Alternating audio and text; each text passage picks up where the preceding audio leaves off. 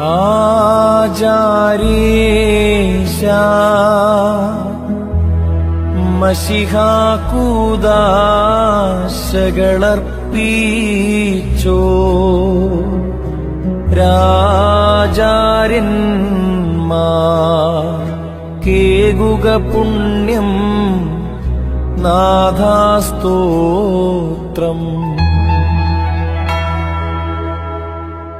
അച്ഛൻ കുറച്ച് നേരം നമ്മോട് സംസാരിക്കും. 12 മണിക്ക് ചാപ്പൽ ബെല്ല് അടിക്കാം. എല്ലാവർക്കും സന്തോഷമാണെങ്കിൽ അല്പം കൂടെ നേരം കൂടുതൽ ധ്യാനത്തിന് ഇരിക്കണമെങ്കിൽ അതിനിരിക്കാം. ഒരു 1.5 മണിക്കൂറൊക്കെ കിട്ടിയാലേ അച്ഛന് വല്ലതും ഒന്ന് പറഞ്ഞ് എടുക്കാൻ പറ്റുള്ളൂ. അത് നമ്മുടെ സാഹചര്യം പോലെ ചെയ്യാം. അല്ലെങ്കിൽ 12 മണിയാകുമ്പോൾ ഫാസ്റ്റ് ചെയ്യുന്നവർ ഒത്തിരി പേരുണ്ട്. അതുകൊണ്ട് 12 മണിക്ക് നമസ്കരിച്ച് ഇത് ചെയ്യണേ, അങ്ങനെ നമുക്ക് ചെയ്യാനായിട്ട് സാധിക്കും. ദൈവം അനുഗ്രഹിക്കട്ടെ. ധ്യാനം എന്ന് നമ്മൾ വിളിക്കുമ്പോൾ നമുക്കറിയാം, നമ്മുടെ ഭാരതീയ ചിന്താ പദ്ധതിയിലെ പല ഗുരുക്കന്മാർ ധ്യാനത്തെക്കുറിച്ച് പറഞ്ഞിട്ടുണ്ട്. അതിലൊരു വളരെ പ്രസിദ്ധമായ നമുക്കറിയാവുന്ന ഒരു ധ്യാന സംവിധാനമാണ് അഷ്ടാംഗ മാർഗം എന്ന് പറയുന്ന അഷ്ടാംഗ ധ്യാനം. പതഞ്ജലിയുടെ യോഗസൂത്രയിലെ അത് യമം നിയമം അല്ലേ, യമം നിയമം ആസനം പ്രാണായാമം പ്രത്യാഹാരം ധാരണ ധ്യാനം സമാധി. അതിൽ 7ാമത്തെ സ്റ്റേജാണ് ധ്യാനം വരുന്നത്. ധ്യാനം എന്ന് പറഞ്ഞാൽ ധൻ, ആനന്ദത്തോടെ ഇരിക്കുക. അതിൽ നിന്ന് തന്നെയാണ് ധനം എന്നുള്ള വാക്കും വരുന്നത്. നമ്മുടെ കർത്താവാണ് ഏറ്റവും വലിയ ധനവാൻ എന്ന് നാം ആവർത്തിച്ച് പറയുന്നുണ്ട്. ആ ധനവാനെ വഹിച്ചവളാണ് ധന്യ എന്ന് നാം എപ്പോഴും പാടുന്നുണ്ട്. നമ്മൾ മാതാവിനെ വിളിക്കുന്ന ഏറ്റവും ശ്രേഷ്ഠമായ, എനിക്കിഷ്ടമുള്ളൊരു വാക്ക് ധന്യേ നിൻ പ്രാർത്ഥന തുണയാകട്ടെ എന്നുള്ള ഗാനമാണ്. അപ്പോൾ ആ ഒരു വിധത്തിൽ ധ്യാനത്തിലേക്ക്, ധ്യാനം മറ്റാർക്കെങ്കിലും നമ്മിൽ ഉണ്ടാക്കാൻ പറ്റുന്നൊരു സാധനമല്ല. ധ്യാനത്തിന് വേണ്ടിയുള്ള ഒരു invocation, a call for meditation, അതാണ് നമുക്ക് സാധിക്കുക. അതിൽ ഞാൻ പറഞ്ഞല്ലോ, യമം നിയമം ആസനം, നമ്മൾ സ്ഥലം തിരഞ്ഞെടുക്കണം അല്ലേ. ഇപ്പം പള്ളി പണിയുമ്പം പാടത്തിറക്കത്ത് സാറിന് പണിയൽ ഒരു കുന്നിൻ്റെ പുറത്ത് കഴിവതും കിഴക്ക് പടിഞ്ഞാറ് നോക്കി അങ്ങനെയൊക്കെ നമ്മൾ നോക്കും. അതുപോലെ അവിടെ എങ്ങനെ ഇരിക്കണം, എങ്ങനെ നമ്മൾ വരണം, അതാണ് നിയമ സംവിധാനങ്ങളുണ്ട്. അത് കഴിഞ്ഞാൽ എങ്ങനെ ഇരിക്കണം, പ്രാർത്ഥിക്കാൻ നിൽക്കണോ ഇരിക്കണോ എങ്ങനെയാണ്, എന്താണ്, അതാണ് ആസനം. പ്രാണായാമം എന്ന് പറഞ്ഞാൽ ബ്രീതിങ് എക്സസൈസാണ്. നമ്മുടെ പാട്ടുകളാണ്, നമ്മുടെ ഈ ട്യൂണിലൊക്കെ പാട്ട് പാടുക എന്ന് പറയുന്നതിനേക്കാൾ നല്ലൊരു ബ്രീതിങ് എക്സസൈസ് സത്യത്തിലില്ല. അല്ലാതെ ഇങ്ങനെ അങ്ങോട്ട് വലിച്ചു ഇങ്ങോട്ട് വലിച്ചു അതൊക്കെ ചെയ്തോ ഇല്ലെന്ന് പറയുന്നില്ല. പക്ഷേ ബേസിക്കലി ഈ കാര്യങ്ങളെല്ലാം നമ്മുടെ ആരാധനകളിലുണ്ട്. വളരെ ശാസ്ത്രീയമായിട്ട് തന്നെ ഇപ്പോൾ പറയുന്നുണ്ട്. രാവിലെ മറ്റെല്ലാറ്റിനേക്കാളും നല്ലതാണ് രാവിലെ എഴുന്നേറ്റ് ഈ നമ്മുടെ രാത്രി നമസ്കാരം നടത്തി, നോമ്പുകാലത്ത് ഇത്രയും കുമ്പിടിയിലും കൂടെ നടത്തി കഴിഞ്ഞാൽ ബ്ലഡ് സർക്കുലേഷനൊക്കെ ഓക്കെ ആയി.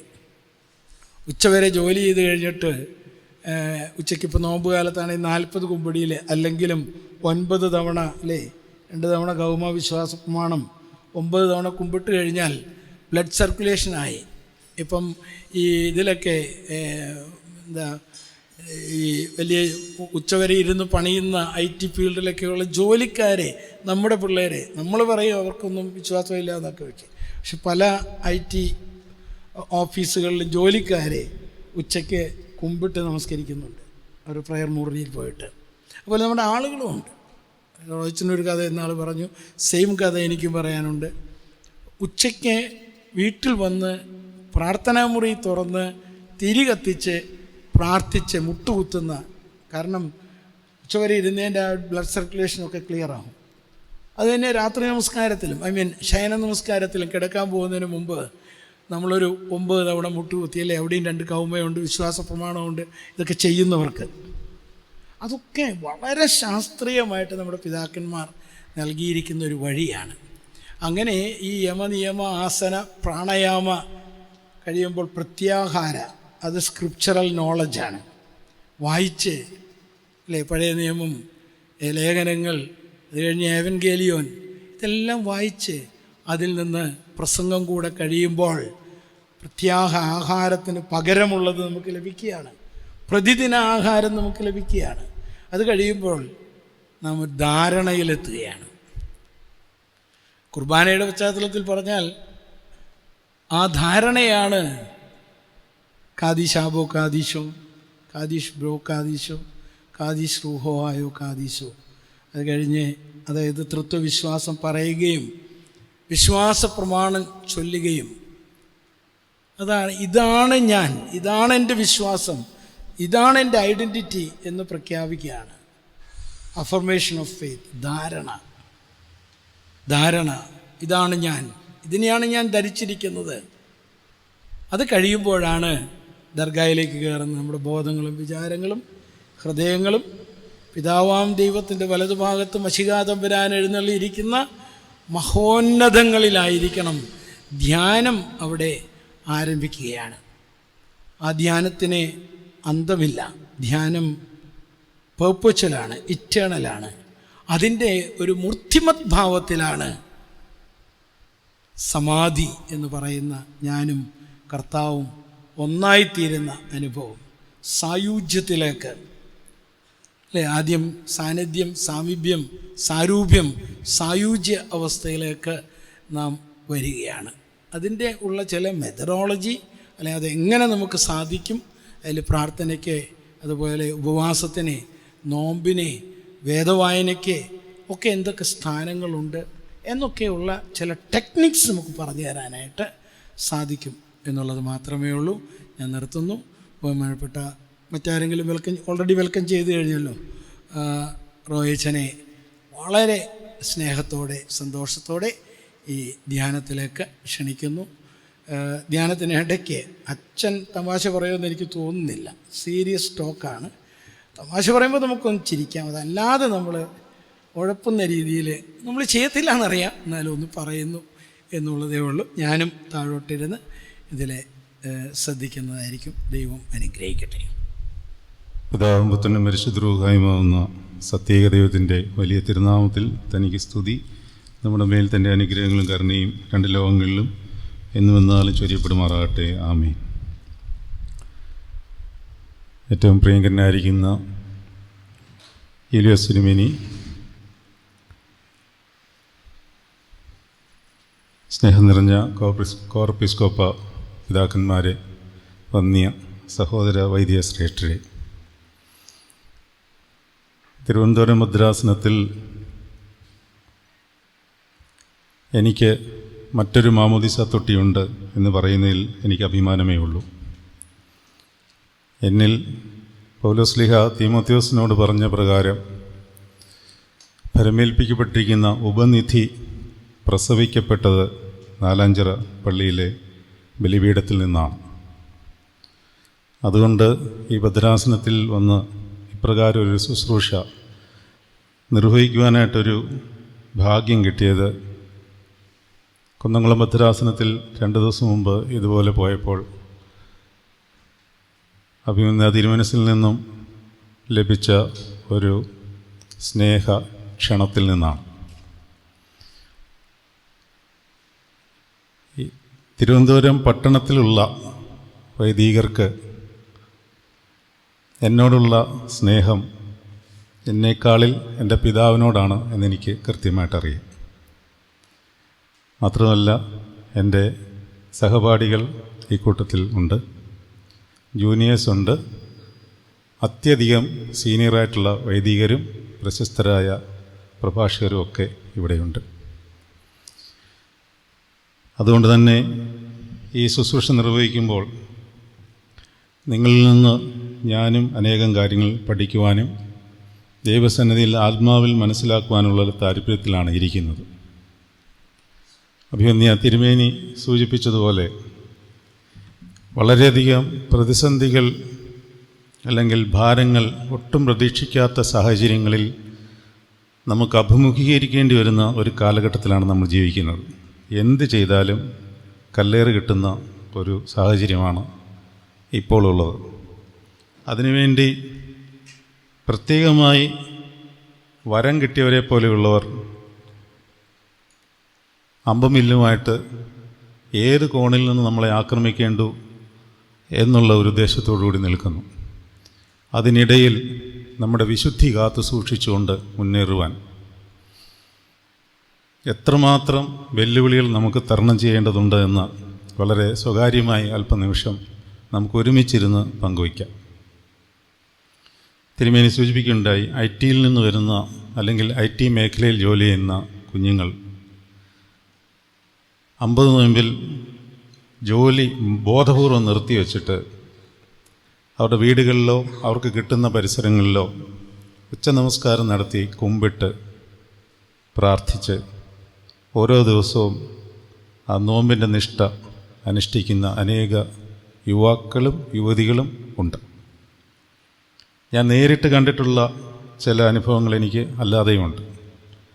ഞാൻ കുറച്ച് യാത്ര ചെയ്യുന്നതായതുകൊണ്ട് ചില ഭവനങ്ങളിലൊക്കെ താമസിക്കുമ്പോൾ വെളുപ്പിനെ 3 മണിക്കൊക്കെ എണ്ണീറ്റ് 1-2 മണിക്കൂർ വേദപുസ്തകമൊക്കെ കുത്തിയിരുന്ന് വായിച്ച് യാമപ്രാർത്ഥനകൾ നടത്തിയിട്ട് കാലത്തെ ജോലിക്ക് പോകുന്ന കുടുംബസ്ഥരെ എനിക്ക് വ്യക്തിപരമായി പരിചയമുണ്ടെന്ന് ഈ പരിശുദ്ധ മദ്ബഹയുടെ ത്രോണോസിൻ്റെ മുമ്പാകെ നിന്നുകൊണ്ട് ഞാൻ സത്യമായിട്ട് നിങ്ങളോട് പറയും. അങ്ങനെയുള്ള വിശ്വാസികളുടെ മധ്യേ അവരെക്കാളിൽ ആത്മവീര്യത്തോടുകൂടി നിൽക്കേണ്ടവരാണ് നമ്മൾ.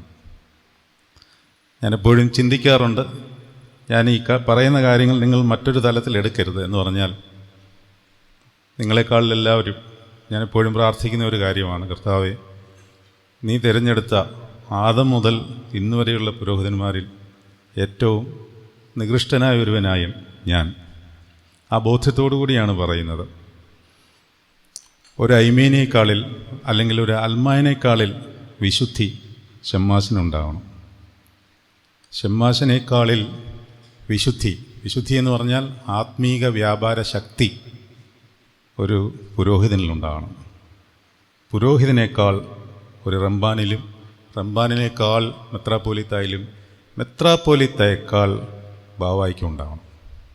എങ്കിലേ കൃപ ഒഴുകിയിറങ്ങി സഭ മുഴുവൻ വ്യാപരിക്കത്തുള്ളൂ. ഇതെവിടെയൊക്കെയോ തടസ്സപ്പെട്ട് കിടക്കുകയാണ്. അതെവിടെയൊക്കെയാണെന്ന് നമ്മൾ തന്നെ മനനം ചെയ്താൽ നമുക്ക് മനസ്സിലാവും. അതുകൊണ്ട് ഇന്നത്തെ ഈ ചുരുങ്ങിയ സമയത്തിനുള്ളിൽ, എനിക്ക് തോന്നുന്നു 1 മണിക്കൂർ മാത്രമേ ഇനിയും ബാക്കി അവശേഷിക്കുന്നുള്ളൂ. ബിജുച്ചനോട് ഞാൻ ആവശ്യപ്പെട്ടിട്ടുണ്ട്, ഒരു 11:50 ആകുമ്പം എനിക്ക് ചെറിയൊരു സിഗ്നൽ തരണം എന്നാവശ്യപ്പെട്ടിട്ടുണ്ട്. കയ്യിൽ വാച്ചില്ല. അതുകൊണ്ട് നമുക്കിന്ന് ചിന്തിക്കാനുള്ള പ്രധാനപ്പെട്ട ഒരു ധ്യാനത്തിലേക്ക് നമുക്കൊന്ന് പ്രവേശിക്കാം. ഒരു പുരോഹിതൻ തന്നെ മനസ്സിലാക്കേണ്ടിയിരിക്കുന്ന പ്രധാനപ്പെട്ട ചില കാര്യങ്ങൾ മനസ്സിലാക്കാതെ പോകുന്നതുകൊണ്ട് നമുക്ക് പല വീഴ്ചകളും ഉണ്ടാവുകയാണ്. യഥാർത്ഥത്തിൽ ഒരു പുരോഹിതൻ്റെ ശക്തി വ്യാപാരം എന്താണെന്ന് അവനറിയില്ല എന്നുള്ളതാണ് സത്യം. കപ്പദോക്യൻ പിതാവായ ബസേലിയോസ് ഇപ്രകാരം പറയുന്നുണ്ട്, വിശുദ്ധനായ ഒരു പുരോഹിതൻ കൈമലർത്തി സ്വർഗത്തിലേക്ക് നോക്കിയാൽ പിശാചിൻ്റെ കോട്ടകൾ അപ്പോൾ തന്നെ ഇടിയുമെന്നാണ്. എന്താണ് ഞാൻ പറഞ്ഞത്? വിശുദ്ധനായ ഒരു പുരോഹിതൻ സ്വർഗത്തിലേ നോക്കി കൈ ഉയർത്തിയാൽ പിശാചിൻ്റെ കോട്ട, ഒന്നും പ്രാർത്ഥിക്കണ്ട, അപ്പോൾ തന്നെ ഇടിയും. ഇത് നമ്മളെക്കാളിൽ ബോധ്യമുള്ളത് പിശാചിനാണ്. അതുകൊണ്ട് പിശാച് പുരോഹിത വർഗത്തെ ആദ്യം തകർത്ത് കളയാൻ ശ്രമിക്കും. അതുകൊണ്ടാണ് ഇന്ന് പുരോഹിതന്മാർ ജഡീക ആസക്തിയിലും അതുപോലെയുള്ള വിവിധതര ലൗകിക മോഹങ്ങളിലും മോദങ്ങളിലും പണാർത്തിയിലും പെട്ടുപോയിട്ട് പിശാചിൻ്റെ വലയത്തിലായിരിക്കുന്നുവെന്ന് അവർ പോലും അറിയാതെ ഒരു ചടങ്ങ് പോലെ ആരാധനകളും ശുശ്രൂഷകളും നിറവേറ്റി പോകുന്നത്. അതുകൊണ്ട് എന്താ സംഭവിക്കുന്നതെന്ന് ചോദിച്ചാൽ, കൃപയില്ല, കൃപാവ്യാപാരമില്ല. എല്ലാ ആത്മീയ ശുശ്രൂഷകളും നാം നിർവഹിക്കുന്നുണ്ട്. ജനത്തിന്മേൽ ആ കൃപ എത്തിയോ? എന്തുകൊണ്ടാണ് എത്താത്തത്? കൃപയുള്ള ഒരു പുരോഹിതൻ വിശുദ്ധ കുർബാന പൂർത്തീകരിച്ചിട്ട് ഒരു പൊതുയോഗം നടത്തുമ്പോൾ ആ പൊതുയോഗത്തിൽ കൃപാവ്യാപാരം നിർബന്ധമായി ഉണ്ടായിരിക്കും. അപ്പോൾ നമ്മൾ പറയും അവിടെ ഇരിക്കുന്ന ജനങ്ങളെല്ലാം വളരെ ആക്രോശത്തോടുകൂടി ഒരു പട്ടക്കാരനെ എങ്ങനെ അവിടെ വെച്ച് അവഹേളിക്കാമോ അതെല്ലാം പദ്ധതിയിട്ടിട്ട് വരുന്നവരോട് നമ്മൾ എന്ത് പറയും? അവിടെയാണ് ഞാൻ കുന്നംകുളത്ത് പറഞ്ഞതുപോലെ, എൻ്റെ സഹോദര പ്രിയപ്പെട്ട വൈദിക ശ്രേഷ്ഠരെ, വിശുദ്ധിയെ തോൽപ്പിക്കാൻ ആർക്കും ആവില്ല. ഒരു പിശാചിനുമാവില്ല, ഒരു മനുഷ്യനുമാവില്ല. ഒരു പുരോഹിതനിലെ ശക്തി അവൻ്റെ വിശുദ്ധിയാണ്, മറ്റൊന്നുമല്ല.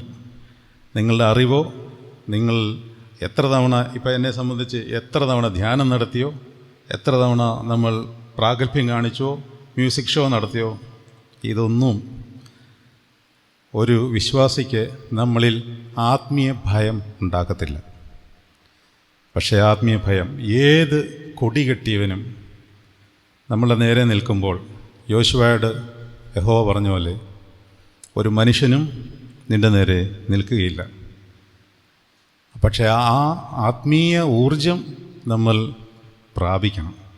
അതിനായിട്ടുള്ള ഒരുക്കങ്ങൾ എന്തെല്ലാമാണ് എന്നുള്ളതിനെ പറ്റിയും അത് നമ്മൾ നിർവഹിക്കുന്നുണ്ടോ എന്നുള്ളതിനെ പറ്റിയും ഒക്കെ നമ്മളൊന്ന് വിചിന്തനം ചെയ്ത് അല്പസമയം നമുക്ക് പുറമോട്ടൊന്ന് ചിന്തിച്ച് കേടായി കിടക്കുന്ന മേഖലകളൊക്കെ ഒന്ന് റിപ്പയർ ചെയ്യാനുള്ള അല്പനിമിഷം മാത്രമാണിത്.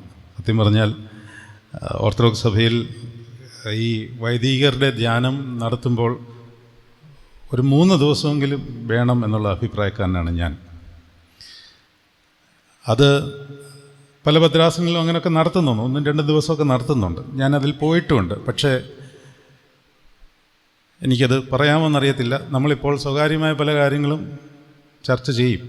അതിൽ എനിക്ക് വിഷമം തോന്നിയിട്ടുള്ളൊരു കാര്യമാണ് ഈ ചടങ്ങ് പോലെ ഇത് നടത്തരുത് എന്ന് പറഞ്ഞാൽ, ഇപ്പോൾ തിരുമേനി ഇരിക്കുമ്പോൾ എനിക്ക് കുറച്ചും കൂടെ സ്വാതന്ത്ര്യമായിട്ട് പറയാം എന്നുള്ളൊരു ധാരണയുള്ളതുകൊണ്ടാണ് ഞാനിത് തുറന്നു പറയുന്നത്.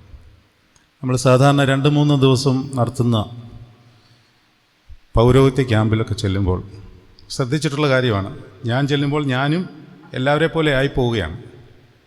നമ്മളവിടെ ചെല്ലുന്നു, പഴയ ക്ലാസ്മേറ്റ്സിനെയൊക്കെ കാണുകയാണ്, വർത്തമാനമൊക്കെ പറയുന്നു, തമാശയൊക്കെ പറയുന്നു, ചിരിയൊക്കെ നടത്തി കളിവാക്കുകളൊക്കെ പറഞ്ഞിട്ട് 6 മണിയാകുമ്പോൾ സന്ധ്യാനമസ്കാരത്തിന് മണിയടിക്കുന്നു. എല്ലാവരും സന്ധ്യാനമസ്കാരത്തിന് പ്രവേശിക്കുന്നു.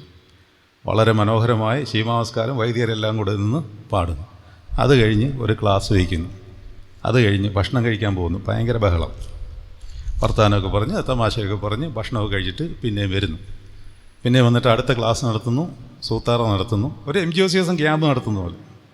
എന്നിട്ട് തിരികെ പോകുമ്പോൾ സ്വാഭാവികമായി നമ്മൾ പഴയ സുഹൃത്തുക്കളെല്ലാം കൂടെ ഒരുമിച്ച് കാണുമ്പോൾ നമുക്ക് പല കാര്യങ്ങളും ചർച്ച ചെയ്യാൻ കാണും. പള്ളി പ്രശ്നങ്ങൾ കാണും, സ്വന്തമായിട്ടുള്ള കാര്യങ്ങൾ ഡിസ്കസ് ചെയ്യാനുണ്ടാവും, വീട്ടിലെ പ്രശ്നങ്ങൾ, ഭാര്യയുമായിട്ടും കുടുംബവുമായിട്ടുമുള്ള സന്തോഷങ്ങളും സന്താപങ്ങളും ഒക്കെ തത്തുല്യമായ അവസ്ഥയിൽ കഴിയുന്ന പുരോഹിതന്മാരോടൊക്കെ നമ്മൾ ചിലപ്പോൾ പങ്കുവച്ചേക്കുമായിരിക്കും.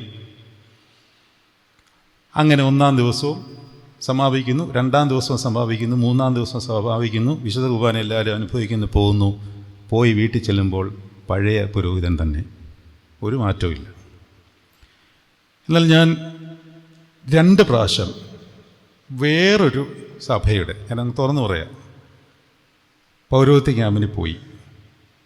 5 ദിവസം ഉണ്ടായിരുന്നു. അത് ഞാൻ സത്യത്തിൽ ഇവരെങ്ങനെയാണ് നടത്തുന്നത് എന്ന് കാണാനാണ് പോയത്. ഞാൻ എൻ്റെ ആശ്രമത്തിൽ പറഞ്ഞു, ഞാൻ ഇന്ന പോലെ ഇന്നടത്ത് തന്നെയാണ് പോകുന്നത്. ഇനി ആരെങ്കിലുമൊക്കെ കണ്ടിട്ട് ഇനിയും ജോൺ സാമുവേൽ അച്ഛൻ ഇതര സഭയുടെ ഒരു ധ്യാനത്തിന് പോയി എന്നൊക്കെ പറഞ്ഞൊരു പ്രശ്നം ഉണ്ടാകാതിരിക്കാൻ ഞാൻ നേരത്തെ മുൻകൂട്ടി അങ്ങനെ പറഞ്ഞുകളേ. എനിക്ക് പറ്റിയ മറ്റൊരബദ്ധം, കഴിഞ്ഞ ദിവസം ആലപ്പുഴ ഭാഗത്ത് വെച്ച് ഒരാളെന്നെ കാണണമെന്ന് പറഞ്ഞു. അപ്പോൾ ഞാൻ പറഞ്ഞു, ഇങ്ങോട്ട് വരാൻ പറ്റുമെങ്കിൽ അതാണ് നല്ലത്, ആശ്രമത്തിലോട്ട് വരാൻ പറ്റുവാണെങ്കിൽ അതാണ് നല്ലതെന്ന് പറഞ്ഞു. അപ്പോൾ അദ്ദേഹം പറഞ്ഞു, അച്ഛാ ഞാൻ കോഴിക്കോട് നിന്ന് വരിക, ഞാൻ ആലപ്പുഴ വരെ എങ്ങനെയല്ലോ എത്താം, അച്ഛൻ ആലപ്പുഴ വരെ എത്താമോ? അദ്ദേഹത്തിന് ചില പ്രശ്നങ്ങൾ പറയാനുണ്ടായിരുന്നു. അപ്പോൾ എന്നോട് പറഞ്ഞു, ഏതോ ഒരു ബേക്കറിയുടെ പേര് പറഞ്ഞു. ആ ബേക്കറിയുടെ മുമ്പിൽ ഞാൻ നിൽക്കാമെന്ന് പറഞ്ഞു.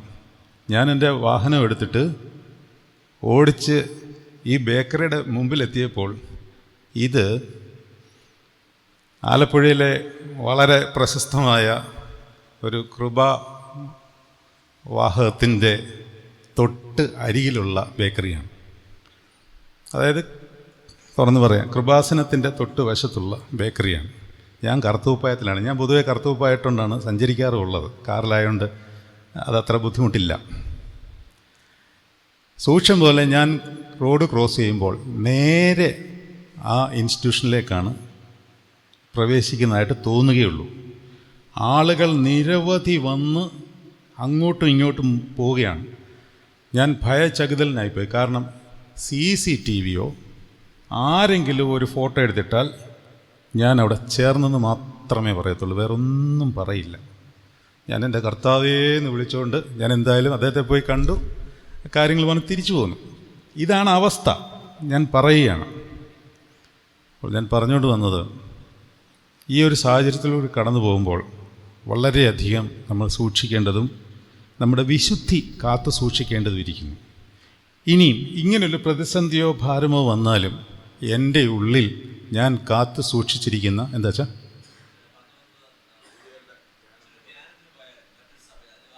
അതിൻ്റെ ബാക്കി പറഞ്ഞില്ല. അതാ എനിക്കിങ്ങനെ പ്രശ്നമുണ്ട്. ഓർപ്പിച്ചതിന് നന്ദി കേട്ടോ, ചിലപ്പോൾ അങ്ങ് വിട്ടുപോകും. ഞാൻ ധ്യാനത്തിന് പോയി. അവരുടെ രീതി എങ്ങനെയാണെന്ന് അറിയാമോ? കണ്ടുപഠിക്കേണ്ടതാണ്. ചെന്ന് കഴിയുമ്പോഴേ നമ്മളോട് വളരെ സമാധാനത്തോടെ പറയും, അച്ഛാ 5 ദിവസം മൗനമാണ്, ആരും ആരോടും മിണ്ടില്ല. അതുകൊണ്ട് അച്ഛന് ഫോൺ ഞങ്ങളുടെ കയ്യിൽ ഏൽപ്പിക്കാമോ? അച്ഛന് വേണേൽ സൂക്ഷിക്കാം, ഏൽപ്പിക്കാമോ? ആ ചോദ്യത്തിൽ തന്നെ നമ്മൾ ആ ഫോൺ എടുത്ത് കൊടുത്തു പോകും. 5 ദിവസം എന്ന് പറഞ്ഞാൽ ഭക്ഷണം കഴിക്കുന്ന സമയത്ത് പോലും മുഖത്തോട് മുഖം പോലും ആരും നോക്കില്ല. കാരണം അത് ചിന്തിക്കാനുള്ള ഒരു സ്റ്റഫല്ല അവരുടെ ഓരോ ധ്യാനത്തിൽ നിന്ന് തന്നു വിടുന്നത്.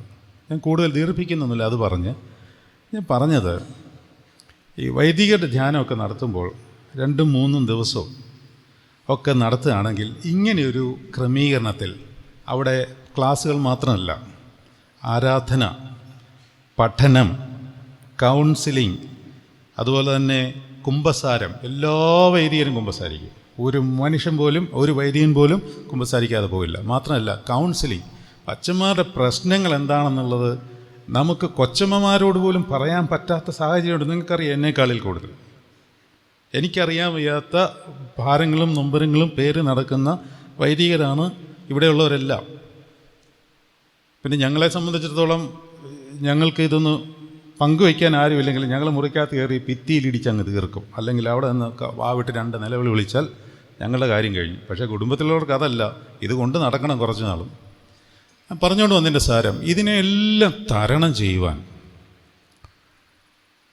വിശുദ്ധി എന്ന് പറയുന്ന വലിയൊരു കോട്ട നമുക്ക് അവകാശമായിട്ട് തന്നെ തന്നിട്ടുണ്ട്. എല്ലാവർക്കും പോലെ നമ്മളിൽ നിന്ന് ദൈവം അത് വളരെ ശക്തമായി പ്രതീക്ഷിക്കുന്നുണ്ട്. അതുകൊണ്ട് തന്നെ പിശാചിന് ഈ കാര്യം കൃത്യമായിട്ട് അറിയാവുന്നതുകൊണ്ട് പിശാച് എല്ലാ പുരോഹിതന്മാരെയും ഏതെങ്കിലും ഒരു വശത്തെ ടാർഗറ്റ് ചെയ്ത് അവൻ്റെ ബലഹീനതയിൽ താഴെയിടും, അല്ലെങ്കിൽ താഴെയിടാൻ ശ്രമിക്കും.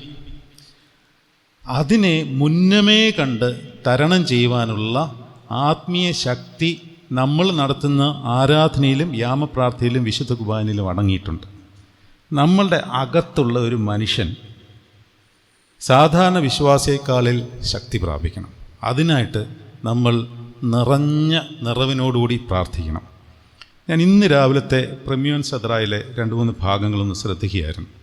അത് പുരോഹിതന്മാർ ശക്തമായി പ്രാർത്ഥിക്കേണ്ടതാണ്. 40 നോമ്പിൻ്റെ വ്യാഴാഴ്ച പ്രഭാത നമസ്കാരത്തിലെ പ്രമ്യൂണിൽ ഇപ്രകാരം അവർ പറയുകയാണ്, നമ്മുടെ പിതാക്കന്മാർ പ്രാർത്ഥിക്കുകയാണ്, ഇങ്ങനെ ഞങ്ങൾ ഹൃദയവെടിപ്പോടും യോഗ്യമായ വിശുദ്ധിയോടും ആന്തരികമായി നിന്നെ കാണുകയും ആത്മാവിൽ ശോഭിക്കുകയും ആന്തരീയ വിജാതികൾക്കും അപ്രത്യക്ഷ അമൂര്യർക്കും പിശാചികൾക്കും എതിരായി ശക്തി പ്രാപിക്കുകയും ചെയ്യുമാറാകണമേ. സാധാരണ വിശ്വാസിക്ക് പെട്ടെന്ന് ഈ പ്രാർത്ഥന മനസ്സിലാവില്ല. നമുക്കിത് പിടികിട്ടും, എന്താണ് ആത്മീയ അല്ലെങ്കിൽ ആന്തരിക അമൂര്യർ, ആന്തരിക പിശാചുക്കൾ, ആന്തരിക വിജാതികൾ എന്നൊക്കെ പറഞ്ഞു കഴിഞ്ഞാൽ ചിലപ്പോൾ സാധാരണ വിശ്വാസികൾക്ക് മനസ്സിലാവണമെന്നില്ല. പക്ഷെ നമുക്ക് മനസ്സിലാവും. അത് മനസ്സിലാകാതെ പോകുമ്പോൾ നമ്മൾ അവരെ പറഞ്ഞ് പ്രബോധിപ്പിക്കേണ്ട ആവശ്യമുണ്ട്. ഞാൻ കുന്നംകുളത്ത് പറഞ്ഞപ്പോൾ പറഞ്ഞ പോലെ എസ്രാ പുരോഹിതൻ ന്യായപ്രമാണം കണ്ടെത്തിയതിന് ശേഷം അത് വായിച്ച് കേൾപ്പിച്ചു. ഒരു യാമം അവർ ശ്രദ്ധയോടെ കേട്ടിരുന്നു. രണ്ടാം യാമമായപ്പോൾ എസ്രാ പുരോഹിതൻ അതിന് പൊരുൾ തിരിച്ചു കൊടുത്തു. നെഹമ്യാവിൻ്റെ പുസ്തകത്തിലാണ് എഴുതിയിരിക്കുന്നത്. പൊരുൾ തിരിച്ചു കൊടുത്തു. പൊരുൾ തിരിച്ചു കൊടുത്തു കഴിഞ്ഞപ്പോൾ അടുത്ത സ്റ്റേജ് എന്താണെന്നറിയാമോ? ജനം കരഞ്ഞു. അപ്പോൾ ദൈവവചനത്തിൻ്റെ ശക്തി ഉള്ളിലേക്കിറങ്ങി അനുതാപത്തോടും പ്രാർത്ഥനയോടും കൂടെ വിശുദ്ധി ആർജിക്കേണ്ട ഒരു സാഹചര്യം, ഒരു സാധ്യത സാധാരണ ജനത്തിന് പോലും തോന്നുന്നുണ്ടെങ്കിൽ പുരോഹിതന്മാരായ നമ്മൾ എത്രയധികം പുരോഹിതന്മാർ കരയേണ്ടാത്ത ഒരു കൂദാശ വിശുദ്ധ കുർബാന മാത്രമാണ്. നിങ്ങൾ തെറ്റിദ്ധരിക്കരുത്. അതായത് കുർബാനയിൽ കരയാം. തൂയോബോ സമയത്ത് കുർബാന ചൊല്ലുമ്പോൾ കരഞ്ഞ് കപടഭക്തി കാണിക്കുന്ന പുരോഹിതന്മാരെ ഞാൻ ശ്രദ്ധിച്ചിട്ടുണ്ട്. അതായത് ചില പ്രത്യേക സാഹചര്യങ്ങളിലൊക്കെ വന്ന് നെഞ്ചത്തൊക്കെ അടിച്ച് കരുണ ചെയ്യണമേ എന്നൊക്കെ പറഞ്ഞ് ജനത്തിന് താനൊരു ഭക്തനാണെന്ന് തോന്നിപ്പിക്കത്തക്ക വിധമുള്ള പ്രാർത്ഥനാ രീതികൾ നടത്തുന്നത് ശരിയായ പ്രവണതയല്ല. വിശുദ്ധ കുർബാന സെലിബ്രേഷനാണ്. ചൊല്ലുമ്പോൾ നമ്മളുടെ ഉള്ളിൽ വിങ്ങലുണ്ടായാലും ജനം അതറിയരുത്. നിങ്ങൾ തുയോബയ്ക്ക് നിന്ന് കരഞ്ഞു, ഇഷ്ടം പോലെ കരഞ്ഞു. ആ ബലിപീഠം നനയട്ടെ. മലപ്പുറയിലെ മാത്യു സമ്പാച്ചൻ കുർബാന ചൊല്ലുന്നത് കാണാനുള്ള ഭാഗ്യം എനിക്കുണ്ടായിട്ടുണ്ട്. എനിക്കറിയാം 1.25 മണിക്കൂർ എടുക്കും തുയോബോ. അത് ആശ്രമ ജീവിതത്തിൻ്റെ പ്രത്യേകമായ നിഷ്ഠയിൽ അദ്ദേഹം അനുഷ്ഠിക്കുന്ന വ്രതത്തിൻ്റെ ഭാഗമായിട്ടായിരിക്കാം. പക്ഷേ ആ 1.25 മണിക്കൂറും പിള്ളേര് മൂങ്ങുന്ന പോലെ നിന്ന് മൂങ്ങുകയും വിശുദ്ധ കുർബാന കഴിഞ്ഞ് ഞാൻ തബലീത്തയുടെ മുകളിലുള്ള തുണിയെടുത്ത് വെയിലത്തിട്ട് ഉണക്കിയിട്ടുണ്ട്. ഈ മൂക്കളെയും പിന്നെ കണ്ണുനീരും എല്ലാം കൂടി വീണ് കുതിർന്ന്. അതുകൊണ്ട് എനിക്ക് ആ പള്ളി പൊളിച്ചിട്ട് പുതിയ ത്രോണോസ് അവിടെ വെച്ചാൽ ഭയങ്കര വിഷമായിരുന്നു. അദ്ദേഹത്തിൻ്റെ കണ്ണുനീര് വീണ് കുതിർന്ന ബലിപീഠമാണത്. പക്ഷേ കുർബാന തുടങ്ങിയാൽ ഇത്രയും നിന്ന് കരഞ്ഞ ഒരു മനുഷ്യനാണ് ചൊല്ലുന്നതെന്ന് പറയില്ല. വളരെ സന്തോഷത്തോടെ സെലിബ്രേഷനോടെ ആ സമയത്താണ് നമ്മൾ വിശുദ്ധ കുർബാനയിൽ ഭക്തിയുണ്ടെന്ന് കാണിക്കുവാനായി അഭ്യാസ പ്രകടനങ്ങൾ നടത്തുകയും അതോടൊപ്പം ഞാനൊരു ഭക്തനാണെന്ന് കാണിക്കുവാനുള്ള വ്യക്തിപരമായ പ്രകടനങ്ങൾ നടത്തുകയും ചെയ്യുന്നു. അത് പാടില്ല. അപ്പോൾ ഇവിടെ എന്താണ് വേണ്ടത്? ഇവർ പ്രാർത്ഥിക്കുകയാണ്, ഇങ്ങനെ ഞങ്ങൾ ഹൃദയവെടിപ്പോടും യോഗ്യമായ വിശുദ്ധിയോടും ആന്തരികമായി നിന്നെ കാണുകയും. ഇത് കിട്ടുന്നുണ്ടോ? വിശുദ്ധ കുർബാനയ്ക്കുള്ള ഒരുക്കം സെമിനാരി പഠിക്കുമ്പോൾ ബേബി റിസർച്ചും പറയുമായിരുന്നു. വിശുദ്ധ കുർബാന കഴിഞ്ഞുള്ള തുടർന്നുള്ള 6 ദിവസത്തെ യാമപ്രാർത്ഥനകൾ അടുത്ത തുയോബയ്ക്കുള്ള ഒരുക്കമാണ്. ഞായറാഴ്ച മാത്രമാണ് കുർബാന ചൊല്ലുന്നതെങ്കിൽ, അതായത് വിശുദ്ധ കുർബാന കഴിഞ്ഞുള്ള ഉച്ച നമസ്കാരം തൊട്ടുള്ള പിറ്റേ അല്ലെങ്കിൽ അടുത്ത കുർബാന ചൊല്ലുന്നത് വരെയുള്ള യാമപ്രാർത്ഥനകൾ ആ തുയോബയ്ക്കുള്ള ഒരുക്കമാണ്. ഇനി തുയോബ് വിശുദ്ധ കുർബാനയ്ക്കുള്ള ഒരുക്കമാണ്. അപ്പോൾ യാമപ്രാർത്ഥനകൾ പൂർത്തീകരിക്കാതെ ആരും തുയോബയ്ക്ക് കയറുവാൻ പാടില്ല. പക്ഷേ നമ്മളെല്ലാവരും അത് ചെയ്യുന്നവരാണ്. ആരും, എനിക്ക് തോന്നുന്നില്ല ഒരു വൈദികർ പോലും രാത്രി നമസ്കാരവും മറ്റുള്ള നമസ്കാരങ്ങളുമൊക്കെ പൂർത്തീകരിക്കാതെ തുയോബയ്ക്ക് കയറുന്നു എന്നെനിക്ക് തോന്നുന്നില്ല. എല്ലാവരും ചെയ്യുന്നവരാണ്. പക്ഷേ അതിൻ്റെ പ്രശ്നം നമ്മളിതൊരു ചടങ്ങ് പോലെ അങ്ങ് നിവർത്തിക്കുന്നുണ്ടോ എന്നുള്ളതാണ്. യാമപ്രാർത്ഥനകൾ നിവർത്തിക്കുന്നതിന് മുമ്പ് നമ്മൾ വളരെ പ്രധാനപ്പെട്ട ഒരു കാര്യം ബോധപൂർവമായോ അല്ലെങ്കിൽ സമയമില്ലാത്തതുകൊണ്ടോ ഉപേക്ഷിച്ച് കളയുന്നുണ്ട്. സ്വയം മനനം ചെയ്യുവാനായിട്ട് മാത്രം ഞാൻ ചോദിക്കുകയാണ്. കാരണം എന്നോടൊരു അച്ഛൻ തന്നെ ഒരിക്കൽ പറയുകയുണ്ടായി, അച്ഛൻ നമ്മളൊക്കെ എവിടെയാണ് വേദപുസ്തകം വായിക്കുന്നത്?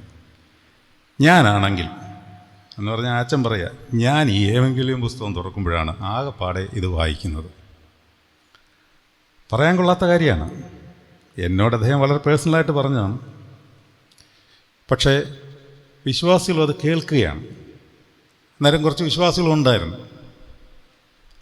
അതായത് വചനധ്യാനം ഇല്ലാതെ ആത്മീകതയിൽ ആന്തരിക ശക്തി കിട്ടില്ല. ഇത് വിശുദ്ധ കുർബാനയൊക്കെ നമുക്ക് ഒരു ചടങ്ങ് പോലെ അനുഷ്ഠിച്ച് തീർക്കാം ചൊല്ലിക്കഴിയുമ്പോൾ നമുക്കെല്ലാവർക്കും അറിയാം, എല്ലാവർക്കും വിശുദ്ധ കുർബാന ചൊല്ലാൻ ആഗ്രഹമാണ്. കാരണം ഈ ചൊല്ലുമ്പോൾ നമ്മളുടെ യോഗ്യതയൊന്നും നോക്കാതെ ദൈവം കുറച്ച് സന്തോഷം നമ്മുടെ ഉള്ളിൽ നിറച്ചു തരും. അത് നമുക്ക് മാത്രം അറിയാവുന്ന ഒരു കാര്യമാണ്. വിശ്വാസികളോട് അത് പറഞ്ഞാൽ മനസ്സിലാവില്ല. നമുക്ക് എല്ലാവർക്കും അറിയാമല്ലോ, വിശുദ്ധ കുർബാന ചൊല്ലിക്കഴിയുമ്പോൾ ഗ്രിഗറി ഓഫ് നിസ പറയുന്നത്, സൂക്ഷ്മമായി വിശുദ്ധിയോടെ ഒരു പുരോഹിതൻ ബലിയർപ്പിച്ചിട്ട് ഹൈക്കലായിലേക്ക് ഇറങ്ങിയാൽ അവൻ്റെ വസ്ത്രത്തിന്മേലോ ശരീരത്തിന്മേലോ തൊടുന്നവന് അപ്പം തന്നെ സൗഖ്യം പ്രാപിക്കുമെന്നാണ്. കാരണം നിറഞ്ഞിരിക്കുന്ന പവർ എന്താണെന്നുള്ളത് സ്വർഗത്തിന് കൃത്യമായിട്ട് അറിയാം. പക്ഷെ നമുക്കറിയാതെ പോവുകയാണ്. നമ്മൾ അന്നേരം ലഭിച്ച ഒരു സന്തോഷം താഴേക്കിറങ്ങി കഴിയുമ്പോൾ പെട്ടെന്ന് കൃപ ഒഴുകി കഴിയുന്ന മാർഗങ്ങളിലേക്ക് നമ്മൾ തിരിയുകയാണ്. അതിനുള്ള വിവിധ സാധ്യതകൾ നമ്മുടെ മുമ്പിൽ നിറഞ്ഞു നിൽക്കുകയാണ്.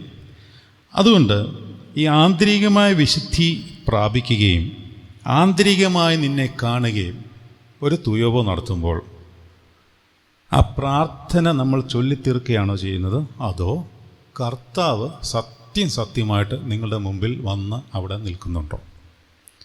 അവിടെ തന്നെ ഒരുപാട് വെളിപാടുകൾ കിട്ടും.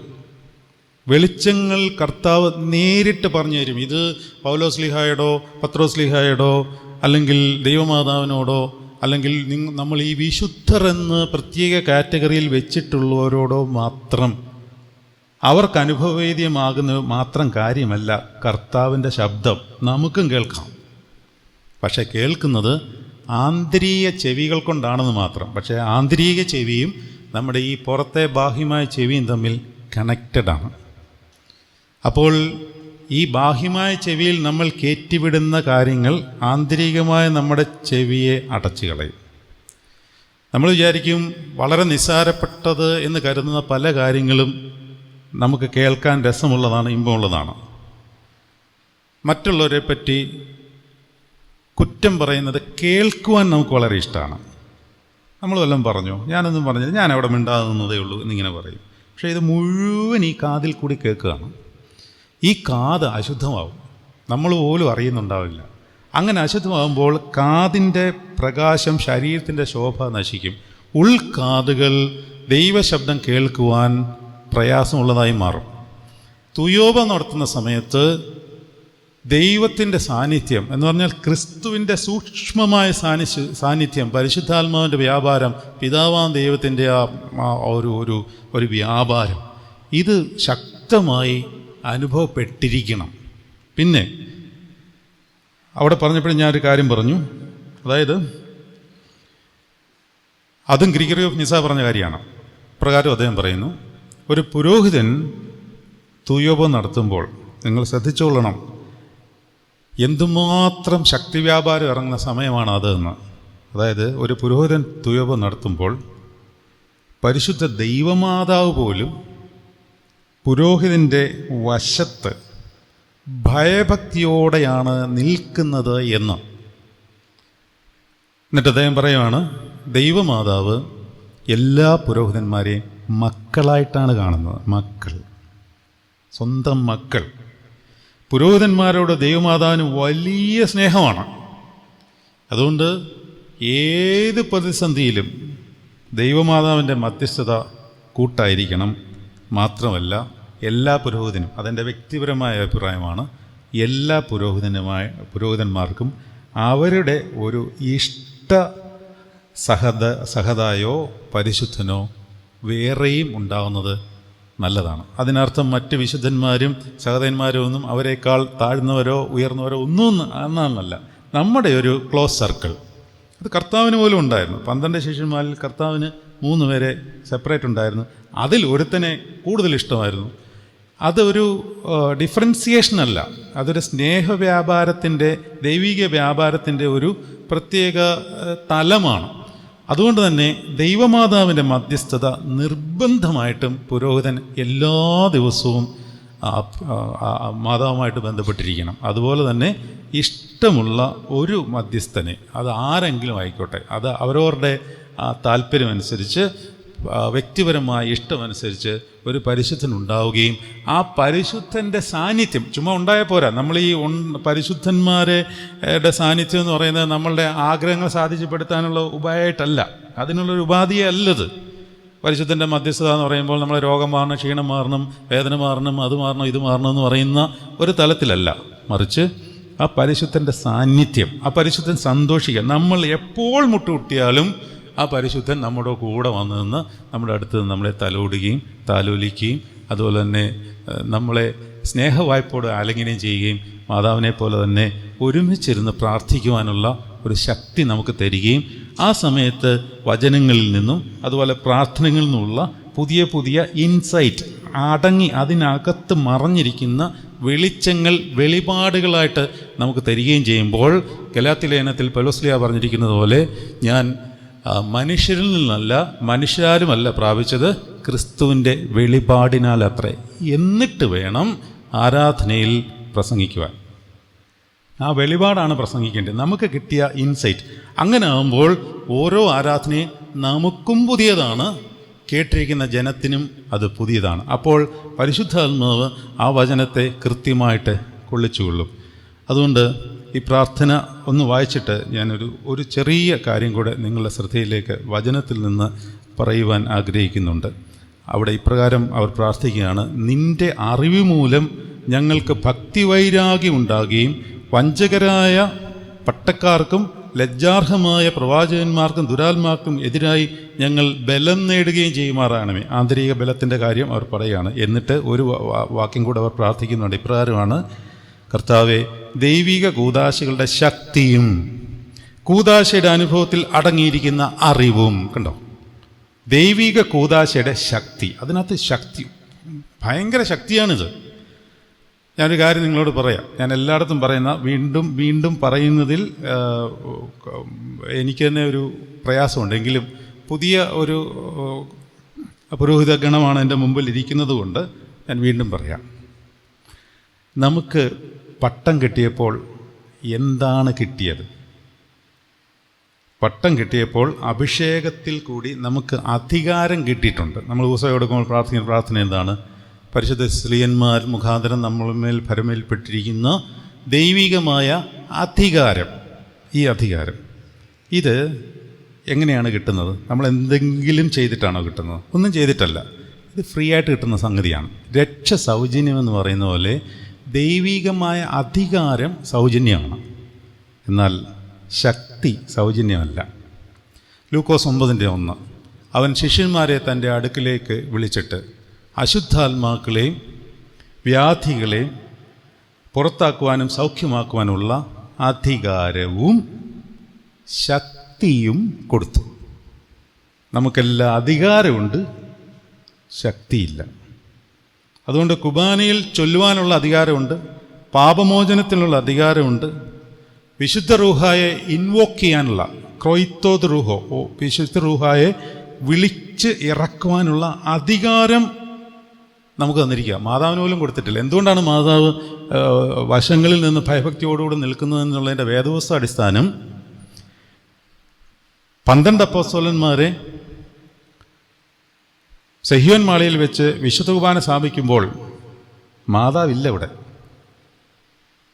അപ്പോൾ ഇത് ഈ അപ്പോസ്തലന്മാർക്കും വിളിക്കപ്പെട്ടവർക്കും തിരഞ്ഞെടുക്കപ്പെട്ടവർക്കും അഭിഷിക്തന്മാർക്കും മാത്രം മാതാവിന് പോലും കൊടുക്കാത്തൊരു സൗഭാഗ്യം നമ്മൾ തന്നിരിക്കുമ്പോൾ നമ്മളതിനെ വളരെ ഉപേക്ഷയായിട്ട് വിചാരിച്ചിട്ട് ആത്മീകമായി നമ്മളെ തന്നെ ജഡീക അവസ്ഥയിൽ താഴ്ത്തി. യൂദായുടെ ലേഖനത്തിൽ പറയുന്നുണ്ട്, അങ്ങനെ നിങ്ങൾ സ്വപ്നാവസ്ഥയിലായി ജഡത്തെ മലിനമാക്കി മഹിമകളെ ദുഷിക്കുകയും ചെയ്യും. തിരുമേനി കുറച്ച് മുമ്പ് സൂചിപ്പിച്ചല്ലോ, അനേകം നമ്മളെ ദുഷിക്കുവാൻ വേണ്ടി ഇങ്ങനെ ഇരിക്കുകയാണ്. യൂദായുടെ പുസ്തകത്തിലുള്ള ഒരു വചനമാണ്, ഒരു അധ്യായമുള്ളൂ, അതിൻ്റെ 12-ാമത്തെ 13-ാമത്തെ വാക്യമാണ്. ഇത് അവർ അത് ദുഷിക്കുവാനുള്ള കാര്യം എന്താണ്?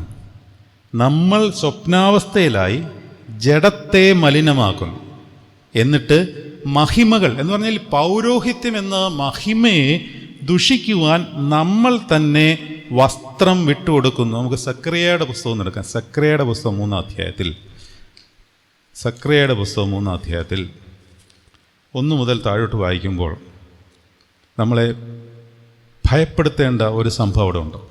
യോശുവ എന്നൊരു മഹാപുരോഹിതൻ ദൈവത്തിൻ്റെ സന്നിധിയിൽ നിൽക്കുകയാണ്. അവനെപ്പറ്റി താഴോട്ട് വായിക്കുമ്പോൾ ദൈവം തന്നെ സാക്ഷീകരിക്കുന്നത് അവൻ തീയിൽ നിന്ന് വലിച്ചെടുക്കപ്പെട്ട കൊള്ളിയല്ലയോ എന്നാണ്. ആ കൊള്ളിയിന്മേൽ പിശാച് ആധിപത്യം സ്ഥാപിച്ചിരിക്കുന്നത് എങ്ങനെയാണെന്ന് 1 മുതൽ താഴോട്ടുണ്ട്. അനന്തരം അവൻ എനിക്ക് മഹാപുരോഹിതനായ യോശുവ യഹോവയുടെ ദൂതൻ്റെ മുമ്പിൽ നിൽക്കുന്നതും സാത്താൻ അവനെ കുറ്റം ചുമത്തുവാൻ അവൻ്റെ വലത്തുഭാഗത്ത് നിൽക്കുന്നതും കാണിച്ചു തന്നു. ഒരു പുരോഹിതനെ എപ്പോഴും സാത്താൻ കുറ്റം ചുമത്തുവാൻ വേണ്ടി താല്പര്യപ്പെട്ടുകൊണ്ടേയിരിക്കും. കാരണം ഇടയന് വെട്ടേറ്റാൽ ആടുകൾ നശിക്കും. എസ്കേലിൻ്റെ പുസ്തകം 9-ാം അധ്യായത്തിൽ അങ്ങനെ ഇടയൻ മുഖാന്തരം ആടുകൾ നശിച്ചാൽ മൂപ്പന് വെട്ടേക്കുമെന്ന് എഴുതിയിട്ടുണ്ട്. എന്ന് പറഞ്ഞാൽ നമ്മളുടെ ഒരു ബലഹീനത കൊണ്ട് മെത്രാപ്പോലിത്തായ്ക്കായിരിക്കും ആദ്യം വെട്ട് കിട്ടുന്നത്. മെത്രാപ്പോലിത്തയുടെ ബലഹീനത കൊണ്ട് അതിന് മുകളിലിരിക്കുന്ന പൗരോഹിത്യസ്ഥാനിക്കായിരിക്കും വെട്ടേൽക്കുന്നത്. എന്ന് പറഞ്ഞാൽ സഭയെ ഇടിച്ചിടുവാൻ വേണ്ടി പിശാച് പുരോഹിതന്മാരിൽ കൃത്യമായ സ്ട്രാറ്റജിക് പ്ലാനിങ് നടത്തും. പിശാച് സ്ട്രാറ്റജിക് പ്ലാനിങ് നടത്തുമ്പോൾ നമ്മൾ എന്താണ് ചെയ്യേണ്ടത്? നമ്മൾ ചെയ്യേണ്ടത് മറുതന്ത്രം മെനയണം, ആത്മീയ തന്ത്രം മെനയണം. ഇതെല്ലാം ഈ പ്രാർത്ഥനയിലുണ്ട്. അതായത് നിങ്ങളിത് വായിച്ചു നോക്കിയാൽ മതി. ഞാനിത് വായിക്കാനാണ് ഇതെല്ലാം വായിക്കേണ്ടി വരും. ഞാൻ അതിലേക്ക് പ്രവേശിക്കുന്നില്ല. കർത്താവെ, പൈശാചികനായ ആ സർപ്പത്ത് ഞങ്ങളിന്മേൽ മെനഞ്ഞിരിക്കുന്ന കുതന്ത്രങ്ങൾക്ക് പകരമായി ആത്മീയ തന്ത്രങ്ങളെ മെനയുവാൻ നിൻ്റെ കൃപ ഞങ്ങളോട് കൂടെ ഇരിക്കണമേ. സാത്താൻ നിങ്ങളെ തോൽപ്പിക്കരുത്. അവൻ്റെ തന്ത്രങ്ങളെ നാം അറിയാത്തവർ അല്ലല്ലോ. അപ്പോൾ അങ്ങനെയാകുമ്പോൾ എങ്ങനെയാണ് നമ്മളതിന് മറുതന്ത്രം മെനയേണ്ടത്?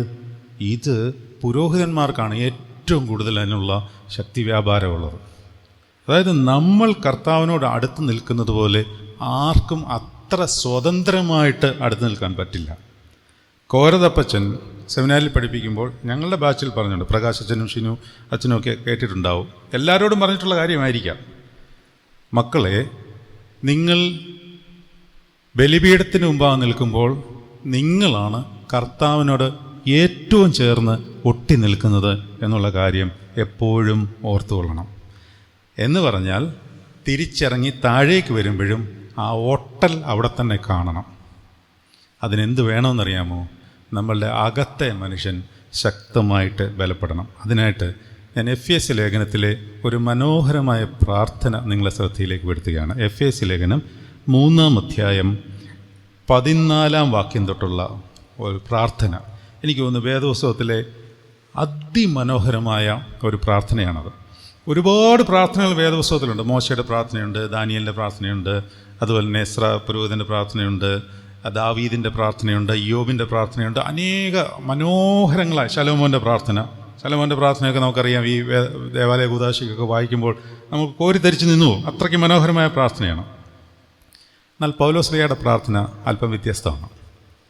ശരിക്കും പൗരസ്ത്യ ആരാധനയുടെ പ്രാർത്ഥനാ തലത്തിൻ്റെ സൂക്ഷ്മമായതും ഔന്നത്യമായൊരു പ്രാർത്ഥനയാണ്.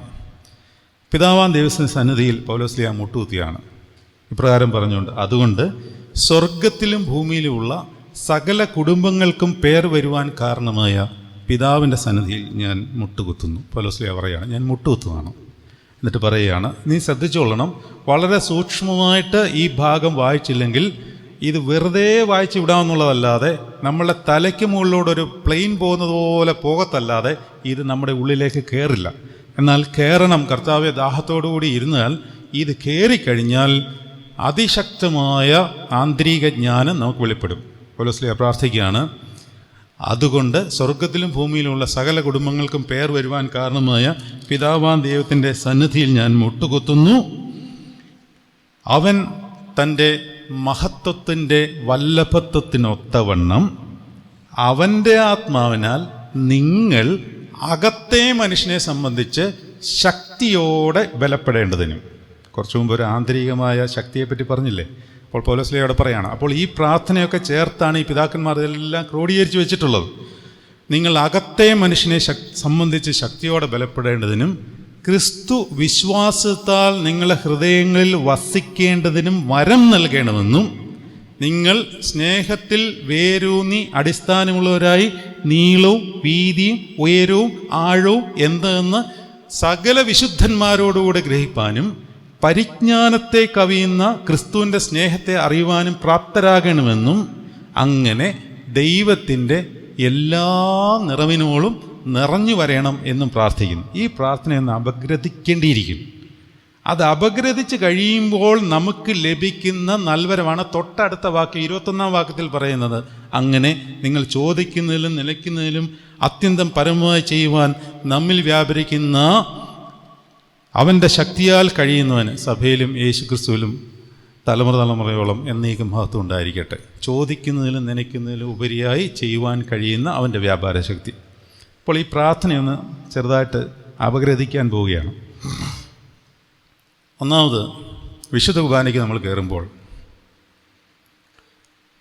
നമ്മളും, ഇപ്പോൾ ഈ ദേവാലയമാണെങ്കിൽ ഈ ദേവാലയത്തിലുള്ളവരും നമുക്കതറിയാം. അതുമാത്രമല്ല, വലിയൊരു സൈന്യമൊക്കെ ഉണ്ടെന്നൊക്കെ അറിയാം. പക്ഷേ ഈ അറിവ് ബോധ്യത്തിലേക്കൊന്ന് വരണം. അത് ശക്തമായിട്ട് അനുഭവപ്പെടണം.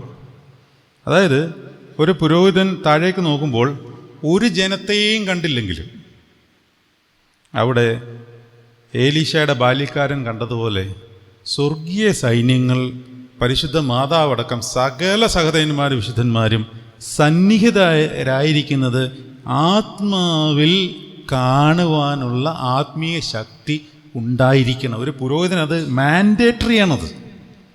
മാൻഡേറ്ററിയാണ് എന്ന് പറഞ്ഞാൽ നിർബന്ധമായിട്ട് ആ പവർ മിനിമം ഉണ്ടായിരിക്കണം. മിനിമം റിക്വയർമെൻ്റാണ് പറഞ്ഞത്. അല്ലെങ്കിൽ നമ്മൾ അയ്യോ ആരും വന്നില്ലല്ലോ ഇതുവരെ, ഇതെങ്ങനെയാണ് കുർബാനയും തുടങ്ങാൻ പറ്റുന്നില്ല, ഒരു മനുഷ്യനുമില്ല, പിന്നെ ഇറിറ്റേഷനായി, ബുദ്ധിമുട്ടായി, ചൊല്ലുന്ന കുർബാന മുഴുവൻ ഇത് ഓർത്തുകൊണ്ടിരിക്കും. അതിനർത്ഥം പുറകിൽ കുറച്ച് വിശ്വാസമുള്ളതുകൊണ്ട് അവരോട് കേൾക്കാൻ പറയാം. അതിനർത്ഥം നിങ്ങൾ താമസിച്ച് വരണമെന്നൊന്നുമല്ല കേട്ടോ. ഞാനത് നിങ്ങളത് don't taken it for granted that you should come very late. അങ്ങനെയല്ല. അപ്പോൾ പൗലോസ്ലീഹ മുട്ടുകുത്തിയപ്പോൾ എന്ന് പറയുമ്പോൾ നമ്മൾ തുയോബയ്ക്ക് കയറുമ്പോൾ മനസ്സിലാക്കുക, സ്വർഗത്തിലൊരു കുടുംബമുണ്ട്, ഭൂമിയിലൊരു കുടുംബമുണ്ട്.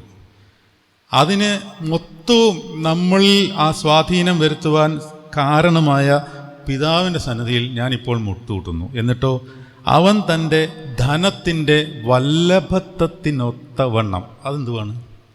അവൻ തൻ്റെ ധനത്തിൻ്റെ വല്ലഭത്വം. ഇത് പൗലോസ്ലീഹ ഇടയ്ക്കിടയ്ക്ക് ഉപയോഗിക്കുന്ന ഒരു പ്രയോഗമാണ്.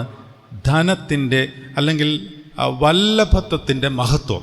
അതെന്താണ്? അവൻ ഇവിടെ പറയുന്നത് ആരെയാണ്? ഇവിടെ ഈ കോണ്ടെക്സ്റ്റിൽ പിതാവാം ദൈവത്തിൻ്റെ സന്നിധിയിലാണ് മുട്ടുകുത്തിയിരിക്കുന്നത്. അവൻ്റെ വല്ലഭത്വത്തിൻ്റെ മഹത്വം എന്ന് പറയുന്നത് യോഹന്നാൻ്റെ സുവിശേഷം 17-ാം അധ്യായം വായിക്കുമ്പോൾ കൃത്യമായിട്ട് കർത്താവ് ആ മഹാപുരോഹിത പ്രാർത്ഥനയിൽ പറയുന്ന കാര്യമുണ്ട്. പിതാവേ, നീ എന്നെ മഹത്വപ്പെടുത്തിയതുപോലെ ഇവർ എന്നിൽ മഹത്വപ്പെടുമാറാകണമേ. അപ്പോൾ പിതാവിൻ്റെ മഹത്വം എന്ന് പറയുന്നത് ക്രിസ്തുവാണ്. അതുകൊണ്ടാണ് നിങ്ങളുടെ ബുദ്ധിമുട്ടൊക്കെയും തൻ്റെ മഹത്വത്തിനൊത്തവണ്ണം ക്രിസ്തുവേശുവിൽ പൂർണ്ണമായി തീർത്തു തരും. ഈ ക്രിസ്തുവേശുവിൽ എന്നുള്ള പ്രയോഗവും പൗലോസ്ലീഹ എപ്പോഴും ഉപയോഗിക്കുന്ന വാക്കാണ്. എൻ ക്രിസ്റ്റോസ് എന്ന് പറയും ഗ്രീക്കിൽ. എൻ ക്രിസ്റ്റോസ്, ക്രിസ്തുവേശുവിൽ ബന്ധിക്കപ്പെട്ടവനാണ് ഞാൻ നിങ്ങളോട് അപേക്ഷിക്കുന്നത് എന്തെന്നാൽ. കാരണം പൗലോസ്ലീഹ എന്ന് പറയുന്ന വ്യക്തി എൻ്റെ ഒരു വീക്ഷണത്തിൽ ഇതുപോലെ ക്രിസ്തുവിനെ സ്നേഹിച്ചിട്ടുള്ള ഒരാൾ വേറെ ഉണ്ടോ എന്ന് എനിക്കറിയില്ല. അത് അല്പം സെലസ് നേച്ചറിലാണെങ്കിൽ പോലും, വൈരാഗ്യ നേച്ചറിലാണെങ്കിൽ പോലും, ശിഷ്യന്മാരെല്ലാം ജീവൻ കൊടുത്തവരാണ്. സ്നേഹത്തിൻ്റെ വ്യാപാര ശക്തിക്ക് ഏറ്റക്കുറച്ചുകളുണ്ടോയെന്നുള്ളൂ എന്നല്ല ഞാൻ പറയുന്നത്. കാരണം ഒരു സ്നേഹിതന് വേണ്ടി ജീവനെ കൊടുക്കുന്നതിനേക്കാൾ വലിയ സ്നേഹമില്ല.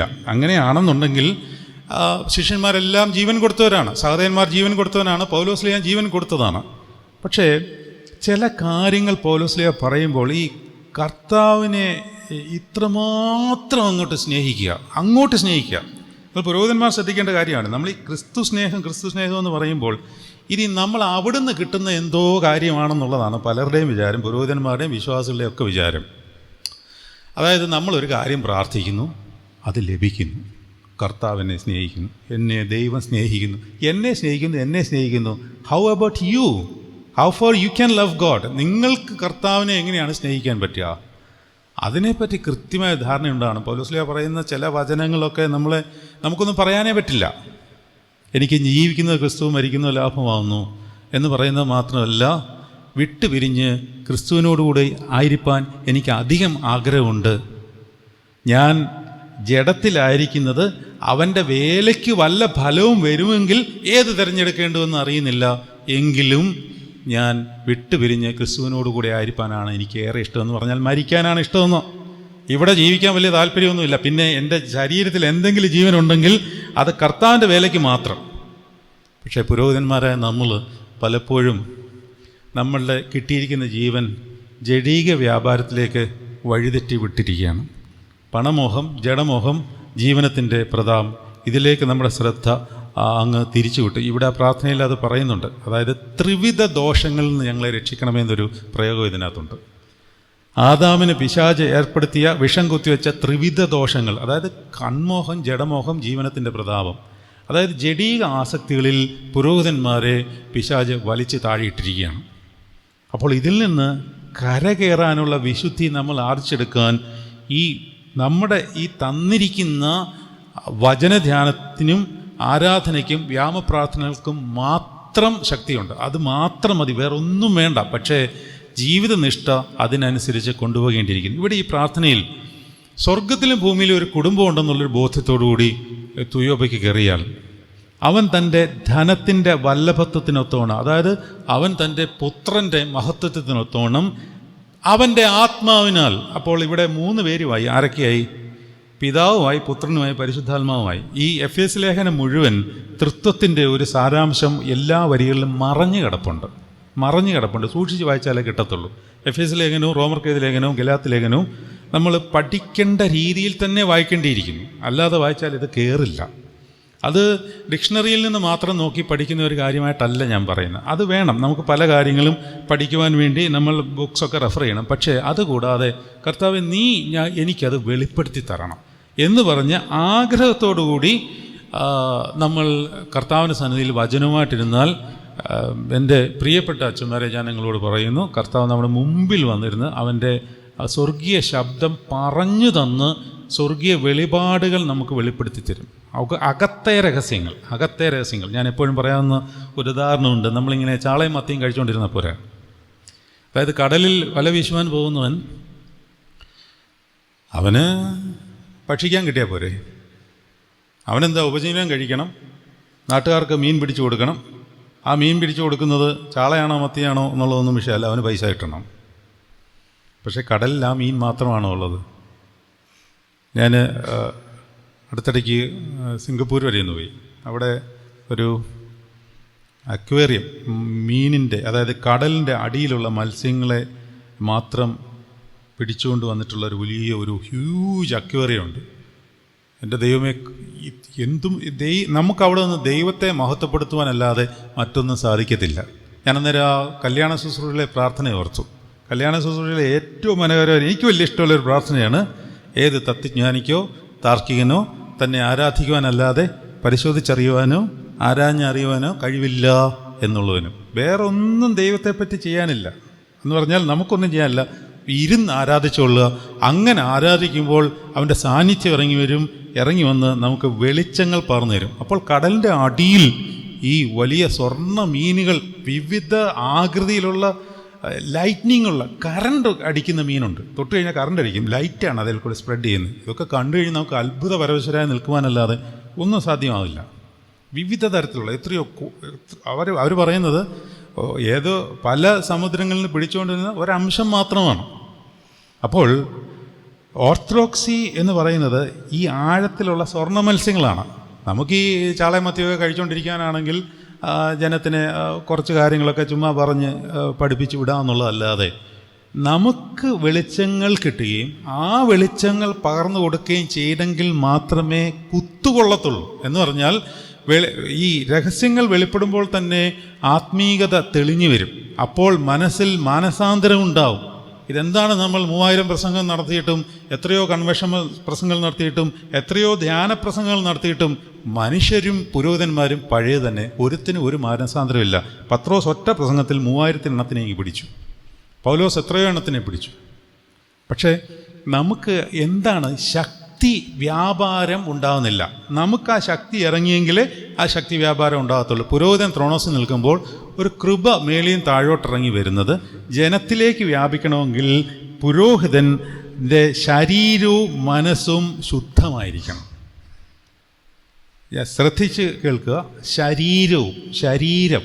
ശരീരത്തെ വെടിപ്പോടെ കാക്കാതെ, മാന്യതയോടെ കാക്കാതെ ബലിയർപ്പിക്കാൻ നിന്നാൽ നിങ്ങൾക്ക് കിട്ടിയ അധികാരത്തിൻ്റെ പേരിൽ, അല്ലെങ്കിൽ നമുക്ക്, ഞാൻ നിങ്ങളെന്ന് പറയുമ്പോൾ നിങ്ങൾ ക്ഷമിക്കണം, നമുക്ക് കിട്ടിയ അധികാരത്തിൻ്റെ പേരിൽ നമുക്കത് ചൊല്ലുവാൻ പറ്റും. പക്ഷേ ശക്തി ഉണ്ടാവില്ല. ശക്തിയില്ലാതെ വിശുദ്ധ ബലി അർപ്പിച്ചിട്ട് കാര്യവുമില്ല. നമുക്കിത് ഒരു ഉപജീവനം പോലെയല്ല ഇത്. നമുക്ക് ജീവിക്കുവാനും നമ്മുടെ ജീവിതവൃത്തി കൊണ്ടുപോകാനും ദൈവം കരുതിക്കൊള്ളും. എന്ത് തിന്നുമെന്ന് ജീവനായിക്കൊണ്ടും എന്തൊടുക്കുമെന്ന് ശരീരത്തിനായിക്കൊണ്ടും നിങ്ങൾ ഭാരപ്പെടരുത്. പുരോഹിതന്മാർ പ്രത്യേകിച്ചും ആഹാരത്തെക്കാൾ ജീവനും ഉടുപ്പിനേക്കാൾ ശരീരവും വലുതല്ലയോ? ആകാശത്തിലെ പറവകളെ നോക്കുവിന, വിതയ്ക്കുന്നില്ല, കൊയ്യുന്നില്ല, കളപ്പുറകൾ ശേഖരിച്ചു വെച്ചിരിക്കുന്നുമില്ല, എങ്കിലും സ്വർഗസ്നായ പിതാവ് അവയെ പുലർത്തുന്നു. അവയേക്കാളൊക്കെ നിങ്ങൾ അച്ഛന്മാരെ വിശേഷതയുള്ളവരല്ലയോ? ഉടുപ്പിനെക്കുറിച്ച് എന്തിനാണ് വിചാരപ്പെടുന്നത്? ജഡീക മോഹങ്ങൾ എന്തിനാണ് അടിമപ്പെടുന്നത്? വയലിലെ താമരയെ നോക്കുവിന്, അത് അധ്വാനിക്കുന്നില്ല, നൂൽക്കുന്നുമില്ല, എങ്കിലും ശലോമോൻ പോലും തൻ്റെ സർവ്വമഹത്വത്തിലും അവയിൽ ഒന്നിനോളം പോലും ചമഞ്ഞിരുന്നില്ല. അത് ഈ കാലികമായ ഭാഷയിൽ, സ്വർഗീയമായ ഭാഷയിൽ വ്യാഖ്യാനിച്ചാൽ ഒരു പുരോഹിതന് സ്വർഗം നൽകുന്ന മഹത്വത്തിനൊത്തവണ്ണം സ്വർഗം വേറൊന്നിനെയും മാനിക്കുന്നില്ല. എന്നിട്ട് അടുത്ത വചനമാണ് നമ്മൾ ഇരുന്ന് ഒന്ന് നമ്മളെ ഞെട്ടിപ്പിക്കേണ്ടത്. ഇന്നുള്ളതും ആ കർത്താവ് പറയുന്ന പോലെ ഒന്ന് കണ്ടു നോക്കി. നമ്മളോട് പറയുകയാണ്, നേരിട്ട് കർത്താവ് ഇവിടെ നിന്ന്, എന്നെ നിങ്ങൾ മറന്നു കളഞ്ഞിരിക്കുക, ഞാനിവിടെ ഇല്ല, കർത്താവ് നിങ്ങളോട് പറയുന്നു എന്ന് വിചാരിക്കുക. ഇന്നുള്ളതും നാളെ അടുപ്പിലിടുന്നതുമായ ഈ വയലിനെ, ഈ പുല്ലിനെ ദൈവം ഇങ്ങനെയാണ് ചമയിക്കുന്നതെങ്കിൽ എൻ്റെ പുരോഹിതന്മാരെ, നിങ്ങളെ എത്രയധികം പിന്നെന്തിനാണ് നമ്മളിങ്ങനെ ഈ ലോകത്തിൻ്റെ ഈ നിമഗ്നതകളിലേക്ക് ഓടി നടക്കുന്നത്? നമ്മളെ വീഴ്ചിരിക്കുകയാണ്. നമ്മളത് മനസ്സിലാക്കണം. നമ്മൾ വീണ് കിടക്കുകയാണ്. എഴുന്നേൽക്കാതെ നിവൃത്തിയില്ല. എഴുന്നേറ്റ് നിന്നാൽ മാത്രം പോരാ, മുമ്പോട്ട് പോകണം. ഒരിടത്ത് നിന്നാൽ കാര്യമില്ല. ഞാൻ എപ്പോഴും പറയാറുള്ളൊരു കാര്യമുണ്ട്, ക്രിസ്തുവിൻ്റെ ഒരു ഗന്ധം കിട്ടണമെന്ന് പറയും. ഗന്ധം അതുണ്ട്. അത് കർത്താവിൻ്റെ മണം കിട്ടും. എന്നോട് നേരിട്ട് പറഞ്ഞിട്ടുള്ള അൽമായരുണ്ട്. ആ വിശുദ്ധ കുർബാന ചൊല്ലിക്കൊണ്ടിരുന്നപ്പോൾ, ഞാനല്ല കേട്ടോ, ചൊല്ലിക്കൊണ്ടിരുന്നപ്പോൾ, ഞാൻ ചൊല്ലിയപ്പോഴല്ല കേട്ടോ, ഒരു ഗന്ധം വന്നെന്നാണ് പറയുന്നത്. അതായത് ഒരു മൂറോൻ്റെ ഗന്ധം. 1-2 തവണയൊന്നുമല്ല. പിതാക്കന്മാർ പാടിയില്ലേ, നിൻമുറിവുകളി നേറ്റേൻ മൂറോൻ മണമെന്നാഥ. അത് കിട്ടിയിട്ടല്ലേ അവർ പാടിയത്. അപ്പം ഗന്ധം കിട്ടണം. എന്ത് ചെയ്യണം? ഇപ്പം എൻ്റെ ഈ കുപ്പായത്തിൽ ഞാൻ പെർഫ്യൂം അടിച്ചിട്ടുണ്ട്, തിരുമേനി അടിച്ചിട്ടുണ്ട്, എനിക്കറിയാം. നിങ്ങളെല്ലാവരും അടിച്ചിട്ടുണ്ട്. എന്തിനാ ചിരിച്ചത്? എല്ലാവരും അടിച്ചു. നല്ലതാണ്, അങ്ങനെ വേണം. അല്ല, ചില പട്ടക്കാരൊക്കെ ഹൂസോയെ പ്രാപിക്കാൻ വളരെ രഹസ്യമായി സ്വകാര്യമായി പറയുന്ന കാര്യമാണ്. ഞാൻ പറ്റുമെങ്കിൽ ഇത് കട്ട് ചെയ്യും. നമ്മൾ ഹൂസോയെ പ്രാപിക്കാൻ കൈവയ്ക്കുമ്പോൾ എനിക്ക് അനുഭവപ്പെട്ടിട്ടുണ്ട്, ഇത് ഇവിടുന്ന് വളരെ ദുർഗന്ധം അടിക്കും. ശ്രദ്ധിക്കണ്ടേ? ആരാ ഇത് പറഞ്ഞു കൊടുക്കുക? അത് പ്രത്യേകിച്ച് ലോഹ ഇടുമ്പോൾ ഇതിങ്ങനെ തൂങ്ങിക്കിടക്കുകയാണ്. ചിലപ്പോൾ നമ്മുടെ ഈ ഭാഗത്തുള്ള ഗന്ധം ഇതുവഴി വരാം. ഇത് വൃത്തിയായിട്ട് സൂക്ഷിച്ചില്ലെങ്കിൽ ഇവിടെ നിന്നുള്ള ഗന്ധം വരാം. ഞാൻ ബോധം കെടുന്ന അവസ്ഥയിൽ എത്തിപ്പെട്ടിട്ടുണ്ട്. പറയാൻ എനിക്ക് നാണക്കേടുണ്ട്, പക്ഷേ പറയാതിരിക്കാൻ വയ്യ. പക്ഷേ ഒരു പുരോഹിതൻ്റെ ശരീരത്തിൽ നിന്ന് ഒരിക്കലും ദുർഗന്ധം വരില്ല. എന്ന് പറഞ്ഞാൽ കുളിക്കാതിരുന്ന് പരീക്ഷിച്ച് നോക്കാനല്ല. അങ്ങനെ പരീക്ഷിച്ച് നോക്കിയിട്ടുള്ള വിശുദ്ധന്മാരുണ്ട് കേട്ടോ. മാത്യൂസ് റമ്പാച്ചൻ മൗനം ഇരിക്കുന്ന കാലത്ത്, കേട്ടിട്ടുണ്ടാവല്ലോ മാത്യൂസ് റമ്പാച്ചനെ പറ്റി അല്ലേ? 1 വർഷം മൗനം ഇരിക്കുന്ന കാലത്ത്, അപ്പോൾ ദൈവം എല്ലാ ദിവസവും ഇങ്ങനെ സംഭാഷിച്ചുകൊണ്ടേയിരിക്കും. കർത്താവ് ഇങ്ങനെ പറയും ഓരോ കാര്യങ്ങൾ, ഇന്നത് ചെയ്യണം, ഇന്നത് ചെയ്യണം. അപ്പോൾ ആ ശബ്ദം കേൾക്കുകയാണ്. അതിൻ്റെ കാര്യം ഇങ്ങോട്ട് വരുന്നുണ്ട്. അതുകൊണ്ടാണ് ഞാൻ ആ ഭാഗത്തിലേക്ക് വരുന്ന അകത്തെ മനുഷ്യനിലുള്ള ശബ്ദം കേൾവി. റമ്പാച്ചനോട് ഒരു ദിവസം കർത്താവ് പറഞ്ഞു, മോനെ 3 ദിവസത്തേക്ക് നീ കുളിക്കരുത്. എന്താണ് 3 ദിവസത്തേക്ക് കുളിക്കരുതെന്ന് പറഞ്ഞു. നമുക്കത് കേൾക്കുമ്പോൾ ഇതൊക്കെ എന്തുവാണ്? ആയോ വെച്ച സമയം 10 മിനിറ്റ് ആരാവുന്നു. 3 ദിവസത്തേക്ക് കുളിക്കരുതെന്ന് പറഞ്ഞു. അദ്ദേഹം ആ 3 ദിവസം എന്തെല്ലാമാണ് ചെയ്യേണ്ടതെന്ന് പറയുന്നുണ്ട്. ഇന്ന ദിവസം ഇന്ന നേരം ഇന്നതേ ഭക്ഷിക്കാവൂ, ഇന്നത് ഭക്ഷിക്കരുത്, ഇന്നതേ വായിക്കാവൂ, ഇന്നതേ പ്രാർത്ഥിക്കാവൂ, മുട്ടുകുത്തി ഇന്ന് പ്രാർത്ഥിക്കണം, അല്ലാതെ നിന്ന് പ്രാർത്ഥിക്കണം, കണ്ണീരൊഴുക്കി പ്രാർത്ഥിക്കണം, ഇതെല്ലാം പറയുന്നുണ്ട്. 3-ാം ദിവസം അദ്ദേഹത്തിന് സംസാരിച്ചുകൊണ്ടിരിക്കുന്നത് ഒന്നും സംസാരിക്കുകയില്ല. എന്തെങ്കിലും അത്യാവശ്യം ഉണ്ടെങ്കിൽ എഴുതി ആ വാതിക്കലിടും. ശിഷ്യന്മാർ വന്ന് അത് നോക്കും. അതിൻ്റെ മറുപടി എന്തെങ്കിലും ഉണ്ടെങ്കിൽ ഒരു വാക്കേ ഉള്ളൂ, എഴുതി ആ കഥലിൻ്റെ താഴേക്ക് ഇട്ടേക്കും. ഇതാണ് രീതി. 3-ാം ദിവസം ഈ ശിഷ്യന്മാർ എന്തോ ഒരു കാര്യം എഴുതി ചോദിക്കാനായിട്ട് മുറിക്കകത്തോട്ട് കയറിയപ്പോൾ നിറയെ മൂറോൻ കുപ്പി പൊട്ടിച്ച മണം. ഞാൻ മാത്യു ശ്രീനിവാസിൻ്റെ ഇനിയും ഉള്ള സംഭാഷണങ്ങൾ എഴുതാൻ ഇരിക്കുന്നു. അത് ഞാനിപ്പോൾ ചെയ്തുകൊണ്ടിരിക്കുകയാണ്. അതിനകത്ത് ഉള്ള ഒരു സംഭവമാണ് ഈ പറഞ്ഞത്. ഞാൻ പറഞ്ഞത്, ഒരു പുരോഹിതനെ ക്രിസ്തുവിൻ്റെ ഗന്ധം ഉണ്ടാകേണ്ടവനാണ്. അത് ആത്മീയ മൂക്കുകൊണ്ടാണ് അറിയേണ്ടത്. അതുകൊണ്ട് താഴോട്ട് ഇവിടെ പറയുകയാണ്, അവൻ തൻ്റെ മഹത്വത്തിൻ്റെ ധനത്തിനൊത്തവണ്ണം അവൻ്റെ ആത്മാവിനാൽ നിങ്ങൾ അകത്തെ മനുഷ്യനെ സംബന്ധിച്ച് ശക്തിയോടെ ബലപ്പെടണം. ഒരു പുരോഹിതൻ അവൻ്റെ പുറത്തെ മനുഷ്യനെ പറ്റിയല്ല, അകത്തെ മനുഷ്യനെ പറ്റി സംബന്ധിച്ച് ശക്തിയോടെ ബലപ്പെടണം. ശക്തി ഒന്നേ ഉണ്ടോ ഇവിടെ? അധികാരത്തോടെ ബലപ്പെടണമെന്നല്ല, കിട്ടിയ ഉപനിധി കൊണ്ട് വളർന്ന് വലുതായി പോകണമെന്നല്ല. അകത്തെ മനുഷ്യനെ സംബന്ധിച്ച് ശക്തി എങ്ങനെ കിട്ടും? ഈ സാധനം ശക്തിക്ക് വില കൊടുക്കണം, ചുമ്മാ കിട്ടത്തില്ല. അധികാരം ഫ്രീ ആയിട്ട് കിട്ടും. പട്ടം കുടയ്ക്ക് സെമിനാരിയിൽ പോയി പഠിച്ച് ഒരു മെത്രാപ്പോലിത്തയുടെ കീഴിൽ അഭ്യസിച്ചോ അല്ലെങ്കിൽ ജീവിച്ചോ നമുക്ക് ഒരു അഭിഷേകം പ്രാപിക്കാം. അത് സ്വർഗത്തിൽ നിന്ന് കിട്ടുന്നത് തന്നെയാണ്, ഒരു സംശയമില്ല. അതെല്ലാവർക്കും കിട്ടും. അത് വെച്ച് കുർബാനയും ചൊല്ലാം, ഭാവന പ്രാർത്ഥന നടത്താം, കൈകീർത്തി പ്രാർത്ഥിക്കുകയും ചെയ്യാം. പക്ഷേ ശക്തി ഇറങ്ങണമെങ്കിൽ സൗജന്യമായിട്ട് ഈ സാധനം കിട്ടില്ല, വില കൊടുക്കണം. വെളിപാട് 3:18 നീ സമ്പന്നനാകേണ്ടതിന് തീയിലൂതി കഴിച്ച പൊന്നും നിന്റെ നഗ്നതയുടെ ലജ്ജ വെളിവാകാതിരിപ്പാൻ ധരിക്കേണ്ടതിന് വെള്ളയെടുപ്പും നിന്റെ കണ്ണിൽ എഴുതുവാൻ ലേപവും എന്നോട് വിലയ്ക്ക് ചോദിച്ച് വാങ്ങിച്ചുകൊള്ളുവാൻ ഞാൻ നിന്നോട് ബുദ്ധി ഉപദേശിക്കുന്നു. പറഞ്ഞു തരികയാണ്, ഇത് പ്രയോഗിക്കണം. അതായത് നമ്മൾ എടുക്കുന്ന, ശരീരത്തിൽ എടുക്കുന്ന എല്ലാ വേദനകളും, 1 കൊരിന്ത്യർ 9:27 ഞാൻ മറ്റുള്ളവരോട് പ്രസംഗിച്ച ശേഷം കൊള്ളരുതാത്തവനായി തീരാതെ ഇരിക്കേണ്ടതിന് ഞാൻ എൻ്റെ ശരീരത്തെ ദണ്ഡിപ്പിച്ച് അടിമയാക്കി അത്രേ ചെയ്യുന്നത്. എന്തുകൊണ്ടാണത്?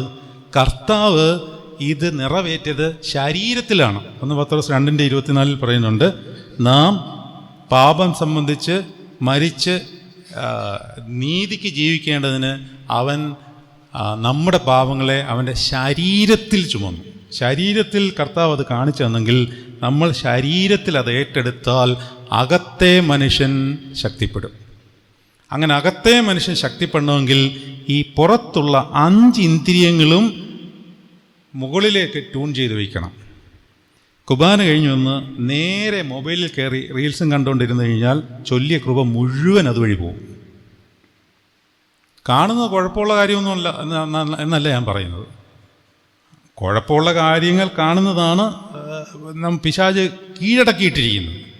ഇത് നമ്മൾ കുഴപ്പമുള്ള കാര്യങ്ങൾ, ഒരു തമാശ കണ്ടു, 2 തമാശ കണ്ടു, 3 തമാശ കണ്ടു, ഇത്രയും നേരവും ഈ കാതുകളിൽ കൂടി കേട്ടുകൊണ്ടിരുന്ന സ്വർഗീയ ഇമ്പനാദങ്ങളുടെ മുഴുവൻ ശക്തിയും നമ്മൾ തുളയിട്ട് വിടുകയാണ്.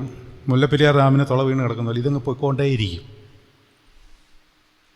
എന്നാൽ നമ്മൾ വിചാരിക്കും ഇതൊന്നും വേണ്ടേ, കുഴപ്പമില്ല. പക്ഷേ നമ്മളുടെ ആത്മീക ശക്തിക്കകത്തേ നമ്മളുടെ ലൗകിക ഇമ്പങ്ങൾ ഉണ്ടാകാവോ? ഇത് തിരിച്ചാണിപ്പോൾ. ഒരു പെരുന്നാൾ നടത്തുന്നത് നോക്കി, എല്ലാ ക്രമീകരണങ്ങളും നടത്തും, ലോകപരമായ എല്ലാ ഒരുക്കങ്ങളും ഉണ്ട്. പക്ഷേ ദേവാലയത്തിനകത്ത് ആളില്ല. കേൾക്കുന്ന ജനത്തിനോട് കൂടെയാണ് പറയുന്നത്. എന്തുകൊണ്ടാണ് ഇല്ലാത്തത്? നിങ്ങൾക്ക് ആ ശക്തി വ്യാപാരത്തിൽ താല്പര്യമില്ല. നമുക്ക് പെരുന്നാളിന് വെടി പൊട്ടിക്കണം, മെത്രാച്ചനെ വിളിക്കണം, വലിയ 5 മേലും 10 മേലും 101 മേലും ഒക്കെ കുർബാന നടത്തണം, റാസ് നടത്തണം, ആളുകൾ വലിയ സംഭാവനയൊക്കെ ചെയ്യണം, ആഘോഷമാക്കണം, പള്ളി അലങ്കരിക്കണം. പരിശുദ്ധാത്മാവ് ഇറങ്ങിയോ? പെരുന്നാൾ ഘോഷിച്ചിടുന്നു, നാമം ചേർന്നോടിയിടണം, കുറിയലായസോൻ. പരിശുദ്ധാത്മാവ് എവിടെ? ചോദ്യമാണ്. അതുകൊണ്ട് ഈ പുറത്തെ ഇന്ദ്രിയങ്ങൾ ശക്തമായി ട്യൂൺ ചെയ്ത് വെച്ചില്ലെങ്കിൽ അത് അഴുക്കാവും തോറും അകത്തെ ഇന്ദ്രിയങ്ങൾ അടഞ്ഞു പോകും. എന്നാൽ പുറത്തെ ഇന്ദ്രിയങ്ങൾ അടച്ചാൽ അകത്തെ ഇന്ദ്രിയങ്ങൾ തുറക്കും. അതായത് ഇപ്പോൾ കണ്ണടയ്ക്കുന്ന എന്തിനാണ്? പ്രാർത്ഥിക്കുമ്പോൾ. ശരിക്കും അടയ്ക്കുന്നതല്ല, അടഞ്ഞു പോകുന്നത്. എന്തുകൊണ്ട്? അകത്തെ കണ്ണ് തുറക്കുകയാണ് നേരം ചെയ്യുന്നത്. അവിടെയാണ് കർത്താവിൻ്റെ സാന്നിധ്യവും സാമീപ്യവും ഒക്കെ അറിഞ്ഞ് അകത്തെ മനുഷ്യന് ശക്തി കിട്ടുന്നത്. പുറത്തെ കാതുകൾ ശുദ്ധമായിരുന്നാൽ അകത്തെ കാതുകൾക്ക് ആത്മീയ ഇമ്പം കേൾക്കാം. പുറത്തെ സ്പർശനം വിശുദ്ധിയോടുകൂടെ ആയിരുന്നാൽ അകത്ത് കർത്താവ് തൊട്ടിരിക്കും. ഒരു സംശയമില്ല. അതെങ്ങനെയാണ് തൊടലറിയുന്നത്? രക്തസ്രാവക്കാരിയായ സ്ത്രീ കർത്താവിനെ തൊട്ട് എവിടെ ഒന്ന് തൊട്ടു? വസ്ത്രത്തിൻ്റെ തൊങ്ങലിൽ തൊട്ടു. ശരീരത്തിൽ തൊട്ടാലല്ല അത് അറിയത്തുള്ളൂ. പക്ഷെ കർത്താവ് എന്താണ് പറഞ്ഞത്? എന്നെ ആരോ തൊട്ടു. പത്രോസ് പറഞ്ഞു, നീ ചുമ്മാ ഭ്രാന്ത് പറയരുത്, എന്നെ എല്ലാവരും തിക്കി പോവുകയാണ്. അല്ല, എന്നെ ഒരാൾ തൊട്ടു, ബിക്കോസ് ശക്തി എന്നിൽ നിന്ന് പുറപ്പെട്ടു. ഈ തൊടലറിഞ്ഞാലേ ശക്തി അറിയത്തുള്ളൂ. അത് ശരീരസ്പർശനത്തിൽ മാത്രമല്ല, കണ്ണിൽ കർത്താവ് തൊടണമെങ്കിൽ അകക്കണ്ണ് തുറക്കണം. കർത്താവിൻ്റെ മൂറോൻ ഗന്ധം അറിയണമെങ്കിൽ ഈ മൂക്ക് ശുദ്ധമായിരിക്കണം. ഈ ചെവി വിശുദ്ധിയുള്ളതായിരുന്നെങ്കിലേ അനാവശ്യ കാര്യങ്ങൾ കേൾക്കാതെ ഇരിക്കാൻ നമ്മളാൽ ശരീരത്തെ ദണ്ഡിപ്പിച്ചെങ്കിൽ മാത്രം. ഇതൊരു ദണ്ഡനമാണ്. കാരണം നമുക്കിതൊക്കെ കേൾക്കാൻ ഇഷ്ടമാണ്. പൊതുയോഗത്തിൽ നമുക്കെതിരെ നിൽക്കുന്നവൻ്റെ കുറ്റം മറ്റൊരാൾ പറയുന്നത് കേൾക്കുവാൻ നമുക്കിഷ്ടമാണ്. എന്നിട്ട് നമ്മളൊരു ഗ്രൂപ്പിൻ്റെ കൂടെ അങ്ങ് ചേരുകയാണ്. നമുക്ക് ഒറ്റ ഗ്രൂപ്പേ ഉള്ളൂ, സ്വർഗത്തിലുള്ള കുടുംബത്തിൻ്റെ ഗ്രൂപ്പ്. അതിനോടങ്ങ് ചേർന്ന് നിന്നാൽ അത് വേറെ ഒരു ഗ്രൂപ്പിൻ്റെ കൂടെ ചേരേണ്ട കാര്യമില്ല. അങ്ങനെ നിങ്ങൾ അകത്തെ മനുഷ്യനെ സംബന്ധിച്ച് ശക്തിയോടെ ബലപ്പെടുമ്പോൾ ക്രിസ്തു സ്നേഹം നിങ്ങളിൽ നിറഞ്ഞു കവിഞ്ഞ് പരിജ്ഞാനം നിറയുമെന്നാണ് പൗലോസ്ലീഹ പറയുന്നത്. ഈ പരിജ്ഞാനത്തെപ്പറ്റി പുരോഹിതന്മാർക്ക് ബോധ്യമുണ്ടോ? പരിജ്ഞാനം വേണ്ടേ? എന്താണ് പരിജ്ഞാനം? പുസ്തകത്തിൽ നിന്ന് ആർജിച്ചെടുക്കുന്ന നല്ലത് അതല്ല പരിജ്ഞാനം, അത് ജ്ഞാനം. പരിജ്ഞാനം വെളിപാടിനാൽ മാത്രമേ ലഭിക്കത്തുള്ളൂ. അങ്ങനെ പരിജ്ഞാനം കിട്ടിയവർ എഴുതിയിരിക്കുന്ന പ്രാർത്ഥനകളാണിത്. ഇതിലെ ഓരോ വരിയും പരിജ്ഞാനങ്ങളാണ്. എന്തുകൊണ്ടാണ്? അവർ വിശുദ്ധിയിൽ നിന്ന് വിശുദ്ധി പ്രാപിച്ചിട്ട് അവർക്ക് കർത്താവ് വെളിപ്പാടുകൾ കൊടുത്തു. ഈ കാനായിലെ കല്യാണത്തിൻ്റെ പ്രമേയ സദറായിൽ എന്നെ ഞെട്ടിപ്പിക്കുന്ന ഒരു കാര്യം ഇപ്രാവശ്യം ഞാൻ വായിച്ചപ്പോൾ എനിക്ക് ബോധ്യപ്പെട്ടു. എന്താണെന്നറിയാമോ? അതവിടെ എഴുതിയിട്ടുണ്ട്. ഞാൻ ഇപ്പോൾ എടുക്കാനുള്ള സമയമൊന്നുമില്ല, അല്ലേ? ഇപ്പോൾ എടുത്ത് വായിക്കാമായിരുന്നു. എവിടെയാണെന്ന് കണ്ടുപിടിക്കണ്ടേ. അതായത് ഈ കാനായിലെ കല്യാണത്തിൻ്റെ സംഭവം that was A pre meditated plan of Jesus Christ. അതായത് കർത്താവ് മുൻ പദ്ധതിയിട്ട ഒരു കാര്യമായിരുന്നു. വീഞ്ഞില്ലാതാക്കിയത് കർത്താവാണെന്ന് പിതാക്കന്മാർ എഴുതിയിട്ടിരിക്കുന്നു. അതിൻ്റെ റീസണും പിന്നെ അതിൽ കൂടി കർത്താവ് വെളിവാക്കുവാൻ പോകുന്ന കാര്യങ്ങൾ എന്താണെന്നുള്ളതും വളരെ വിശദമായിട്ട് ഈ പ്രമേയ സദാറിൽ എഴുതിയിട്ടുണ്ട്. അതുകൊണ്ട് നിങ്ങളെല്ലാവരും പ്രിയപ്പെട്ട അച്ഛന്മാരെ, നിങ്ങൾ വീട്ടിൽ പോകുമ്പോൾ ഈ ധ്യാനത്തിനേക്കാളിൽ ശക്തമായ ശ്രേഷ്ഠമായ സാധനങ്ങൾ ഇതിനകത്ത് കിടപ്പുണ്ട്. ചുമ്മാ ഇരുന്ന് മെഡിറ്റേറ്റ് ചെയ്ത് വായിച്ചു നോക്കിയാൽ മതി, വെറുതെ വായിച്ചു വിടരുത്. ജനങ്ങൾ പിന്നെ ഇത് കേൾക്കുമ്പോൾ ഇറങ്ങിപ്പോവുകയും ഇരിക്കുകയും നിൽക്കുകയും കോട്ടുവായിടുകയൊക്കെ ചെയ്യും. അവിടെയും കുറ്റമല്ല, ഇത് പൊരുൾ തിരിച്ചു കൊടുക്കണം. സെതറകൾ പൊരുൾ തിരിച്ചു കൊടുക്കണം. അങ്ങനെ പരിജ്ഞാനം കൊണ്ട് നിറഞ്ഞ് ക്രിസ്തുവിൻ്റെ സ്നേഹത്തിൽ നിറഞ്ഞു വരികയും അങ്ങനെ ദൈവത്തിൻ്റെ എല്ലാ നിറവിനോളം നിറഞ്ഞു വരുവാനും വേണ്ടി ഞാൻ പ്രാർത്ഥിക്കുന്നു. ഇതാണ് പൗലോസ്ലീഹയുടെ പ്രാർത്ഥന. അല്ലാതെ കുഞ്ഞിൻ്റെ കാലിൻ്റെ വേദന മാറണേ. ഈ കുർബാനയ്ക്ക് പേരെഴുതി തരുന്നവർ അവരുടെ പ്രാർത്ഥനയുടെ ശൈലി നിങ്ങൾ ശ്രദ്ധിച്ചിട്ടുണ്ടോ? നിങ്ങളിരിക്കുന്നതുകൊണ്ട് നിങ്ങളും കേൾക്കുന്നതിൽ എനിക്ക് വിഷമമുണ്ടെങ്കിൽ ഞാൻ പറയുകയാണ്, നിങ്ങൾ കേൾക്കണം. നിങ്ങളുടെ ലോകപരമായ കാര്യങ്ങളല്ലാതെ എന്തെങ്കിലും ഒരു കാര്യം ആത്മീയമായി പരിപോഷപ്പെടുത്തുന്ന ഒരു വിഷയം എൻ്റെ കുഞ്ഞിൻ്റെ നേരെ എഴുതി തന്നിട്ടുണ്ടോ? ഇപ്പോൾ വരുന്ന ഒരു ലിസ്റ്റാണ് പരീക്ഷയുടെ mark, rank list, Canada visa, ഇങ്ങനെയുള്ള കാര്യങ്ങളാണ് മുഴുവൻ. ജോലി കിട്ടുന്നത് ഇതൊന്നും വേണ്ടെന്നല്ല. ഇത് ഈ ശക്തി കിട്ടിക്കഴിഞ്ഞാൽ പൗലോസ്ലീഹ എന്താ പറയുന്നത്? നിങ്ങൾ ചോദിക്കുന്നതിലും നനയ്ക്കുന്നതിലും അത്യന്തം പരമായി ചെയ്യുവാൻ കഴിയുന്ന അവൻ്റെ ആത്മാവ് കൊണ്ട് എല്ലാം നിങ്ങളെ പരിപോഷിപ്പിക്കുന്നതാണ്. പക്ഷേ നമ്മൾ ഈ വിശ്വാസമൊന്നും ഏറ്റെടുത്തിട്ടില്ല, പുരോഹിതന്മാർ ഉൾപ്പെടെ. ഇത് നമ്മളുടെ ഒരു ജീവനവൃത്തിയല്ല, ഇത് നമ്മുടെ എന്താണ്, ജീവനാണ്. ജീവനവൃത്തിയല്ല, ജീവനാണ്. വിശുദ്ധ ബലി, ആരാധന, കൗദാശ ജീവിതം നമ്മുടെ ജീവനാണ്. അങ്ങനെ ആകുമ്പോൾ നമ്മൾക്ക് കർത്താവിനോട് പ്രണയമുണ്ടാകുകയും അങ്ങനെ ദൈവത്തിൻ്റെ എല്ലാ നിറവിനോളം നിറഞ്ഞു വരികയും ചെയ്യും. ഞാൻ അവസാനിപ്പിക്കുന്നു. ദൈവം ആ ഒരു ആത്മീക അവസ്ഥയിലേക്ക് നിങ്ങളെല്ലാവരെയും എത്തിക്കട്ടെ എന്ന് പ്രാർത്ഥിക്കുകയും ആശംസിക്കുകയും ചെയ്യും. ആചാരേശാ മശിഹാകൂദാശകളർപ്പിച്ചോ രാജാര്യന്മാർ കേകുക പുണ്യം നാഥാസ്തോത്രം.